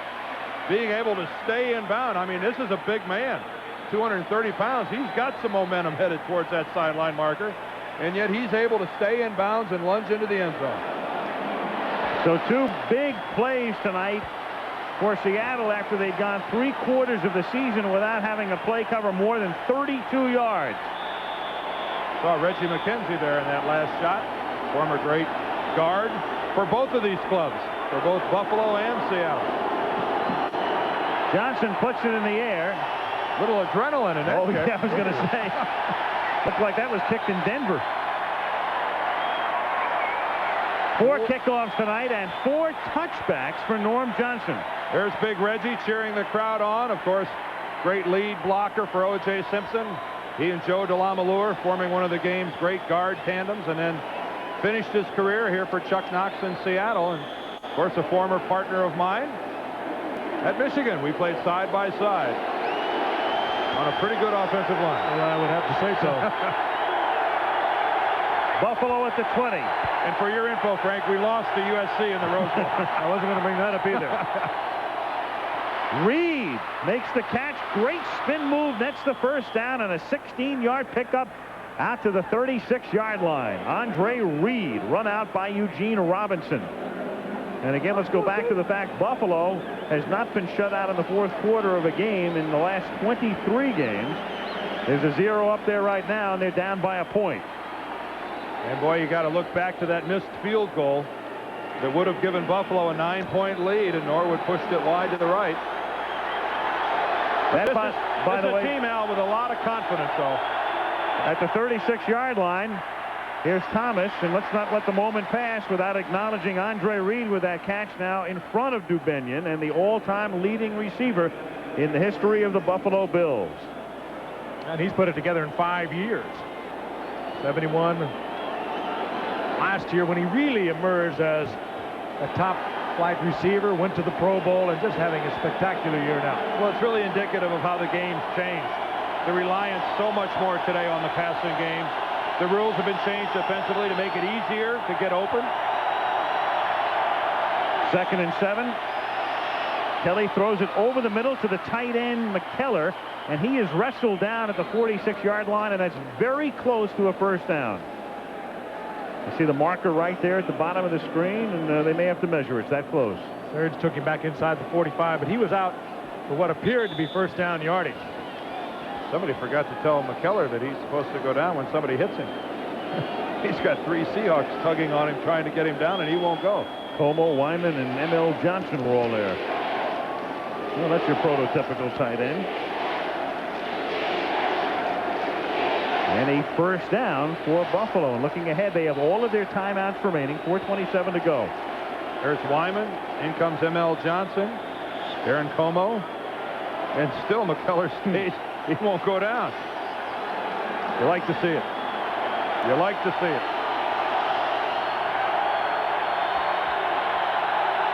First and 10 at the 46. Kelly to the safety valve. That's Kinnebrew. And Kinnebrew keeps fighting his way, loses the ball. It's loose at the 49-yard line. Seahawks think they have it. No call yet. Nothing yet. Jim Kelly thinks Seattle has it, and he's wrong. Buffalo has it. Oh, now look at Kelly trying to change his mind. Did you see Kelly looking over at his own bench, kind of pointing the other way? Jim Richer is the guy who comes up with the football.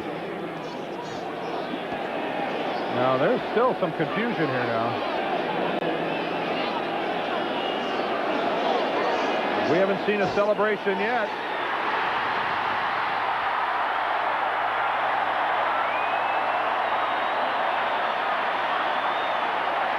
Now we get a wild celebration on the part of the Seahawks. Let's get the Still word. Nothing official From Haggerty. He's going to tell us. We hope. Yep. Oh, first down. It is Seattle's ball. Kinnebrew trying to pick up extra yardage. That's Jeff Bryant. There's the ball. It's on the field. The ball is underneath Jeff Bryant. Boy, does it attract a crowd. Well, there was initially a signal that it belonged to Buffalo, but that was reversed. There's the ball down. M.L. Johnson is the guy who's on top of it eventually. There he is, cradling it. Richer wrestles it away from him, but after Johnson had recovered it. And Seattle has it at the 49-yard line with a tick under 4 minutes to play. And Warner skirting to the outside. And Warner has a first down to the 37-yard line.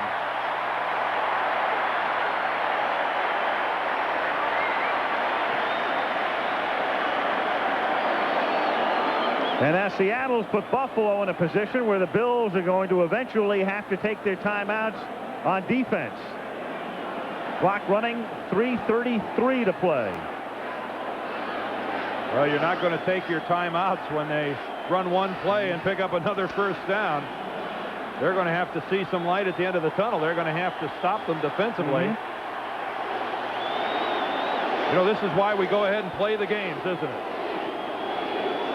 You'd think Buffalo would have walked away with it. Looked that way. And Seattle taking as much time off the clock as they can. John L. Williams. Now Buffalo has to take its timeout. It's first of 3.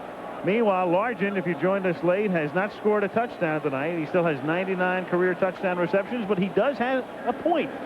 On an errant snap, he's able to pick it up, and this was worth 1. With an assist from the kicker, Norm Johnson, when the ball was snapped low. Largent and Johnson both realized and were in perfect harmony on it. Johnson didn't kick through it, missed the kick. Largent, realizing that Johnson wasn't going to, picked it up and got it in for the conversion. Well, this is the type of situation now, guys, where Buffalo has got to assume that Seattle's going to take the ball, keep it on the ground, use the clock, and this is where a play-action pass has a high degree of success. And that play-action pass, if we lived in a very fairy tale world, would be thrown to Steve Largent. Of course, the people in Buffalo, I don't think, are all that interested in fairy tale endings. That would be a grim ending. No, they like the fairy tale endings more reminiscent of when Jim Kelly ran it in against Miami earlier this year on the last play of the game. That's their version of a fairy tale. On 2nd and 10, it is Warner with some room as he cuts it back, and he takes it to the 25, and that's a first down. Finally stopped by Leonard Smith as Warner reverses his direction, finds the open space to the right, and picks up another first down. 2 major efforts by Warner. A moment ago, slashing off the left side. This time he tries to go there again. Nothing happening. It's all stacked up. He brings it back to the right, spins away from Smirlis, number 76. And another first down. And despite that first down, Buffalo is forced to spend another timeout, and they're now down to 1. Meanwhile, one other little footnote on that Largent play we just showed you where he ran it in. This is a 1-point game. Largent running that extra point in is the difference in the game right now. Sure is. Sure is. 17-16 is our score. 2:47 to play, and tonight on Nightline, should there be a system to decide who is or which is the top college football team in the nation? Is it time for a national playoff? That's the subject matter tonight on Nightline, following your late local news. Oh boy, what are those shirts worth? And there's Richie Westline. The guy has given out more autographs tonight than any of us. Richie working the end zone. Next week he'll have his own T-shirt. I don't doubt it. Here's Warner picking up 2, taking it to the 23, and Buffalo spends its final timeout. So the clock will stop once more at the 2-minute warning. Buffalo is out of timeouts. 2:40 to play. I guess most of our viewers didn't recognize Richie without his dog mask on. It's Richie that pulls the duty and works the dog pound. Sam Weich's favorite place. Yeah. Might be after yesterday. Weiss likes Cleveland now. 21-0 Cincinnati. Well, Levy can hardly believe it. I mean, 4 weeks ago they go into Atlanta to play the Falcons and get beat at the end, 30-28. 2 weeks ago they go into New England, heavy favorites in that game, and wind up losing 33-24. Here they come into Seattle, and on a short end again. And Allie has to be thinking back last year when they clinched at the division, the AFC Eastern Division. After 12 games, they had 4 games remaining. 3 of them are on the road, and they lost all 3 of them. You really have to admire Chuck Knox, though, the way he's handled this disaster in Seattle, which is what it's been this year. He hasn't lost his cool, hasn't lashed out at his players or the fans. It's been classy. 2nd and 8. Warner, and he wants to stay in bounds, and he just does barely. Stays in bounds as he takes it to the 16-yard line. He's short of the first down by a yard, and that will take us to the 2-minute warning. Bentley gets credit for the tackle. Boy, this is a team that really hasn't had a great deal of success this season running the football, and yet now when they have to, they're just ramming it right down the throat of the Buffalo Bills. I think this is a situation where the absence of Conlon, the absence of Bennett, right now it's not doing Buffalo any favors. They'll look for the first down on 3rd and 1 when we come back after the 2-minute warning.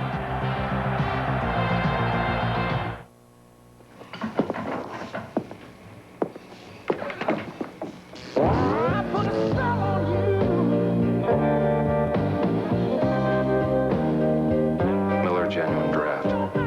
I was hoping you'd say that. Cold filtered, never heat pasteurized. Miller Genuine Draft. For those who've discovered its real draft taste, the world is a very cool place.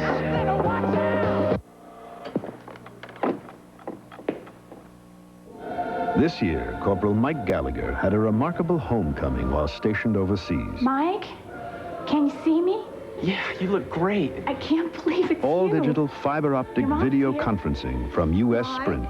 Hi, Mom. Someone else is here to see you, too. Michael William, I'd like you to meet Patrick John Gallagher. Can you see him? There may be bigger business applications for Sprint's video conferencing, but none more important.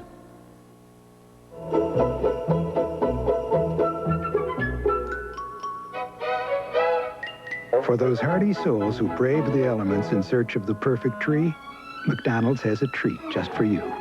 For a short time, we're serving holiday chicken McNuggets with a festive orange sauce. There are also thick, rich eggnog milkshakes and cool peppermint sundaes. They're just our way of wishing you a joyous season. Your holiday place, McDonald's. Quick look at the vote tally. Best game of the 70s. The majority of you favoring Oakland against Buffalo back in '74. And tonight, Buffalo live, down by a point, 2 minutes to go. It's as simple as this. 3rd and 1. Seattle gets the first down here. They can run the clock out.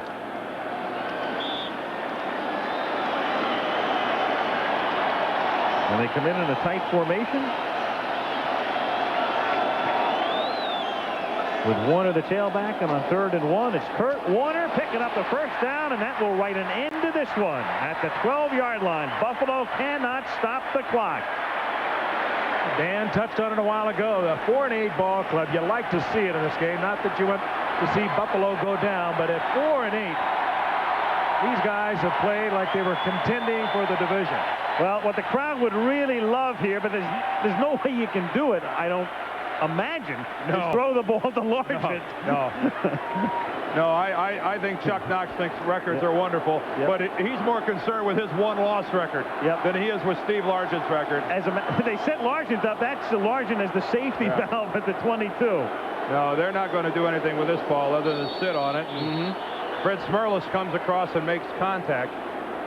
Meanwhile, did Kurt Warner and the running game have it when they needed it? Before this drive, encroachment, defense. Before this drive, Warner tonight had picked up 21 yards on 11 carries, and on this money drive, 36 yards on 5 carries. Big night for Kelly. Of course, he's a Travelers Man of the Year for Buffalo, and he's done so many great things for that community. Jim Kelly's End Zone Club, the Kelly for Kids program. He's quite a man. He is a fiery one. He is the Travelers Man, and of course, the league's Travelers Man will be announced at the Super Bowl. See, one thing Fred Smirlis did there by coming across and taking that penalty was stopping the clock. Now, looking at the standings in the AFC East right now, Buffalo will lead Miami by a game, but there's Ken Behring, the Seattle owner, congratulating Chuck Knox. There it is. In effect, though, Buffalo has a larger advantage because they have beaten Miami twice. So were they to finish with the same record, Buffalo would win the East. So it's pretty much, it's like having a 2-game advantage over the Dolphins, in effect, with 3 weeks to go.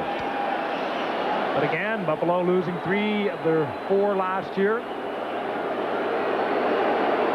Home for New Orleans, then they're at San Francisco, and then at the Jets.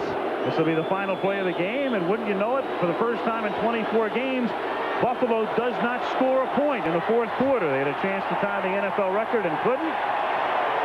And that 0 on the board spells a 0 for the night for the Buffalo Bills.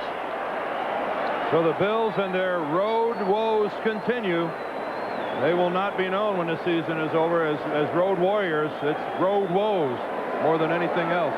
10 weeks, they've won 6, lost 4. They won 6 at home, and they've lost 4 on the road. Well, gentlemen, we shall reconvene in Anaheim at the Big A. The 49ers and the Rams, huh? Big A, big game next week.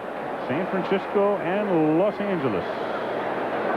And we'll give you a look again at the final vote here for the best game of the 70s, and Oakland against Buffalo is the winner over the Miami-Houston game in 1978. Al Michaels with Frank Gifford and Dan Dierdorf, and that's the story from the Kingdome in Seattle, where the Seahawks snap a 4-game losing streak by upsetting the Buffalo Bills.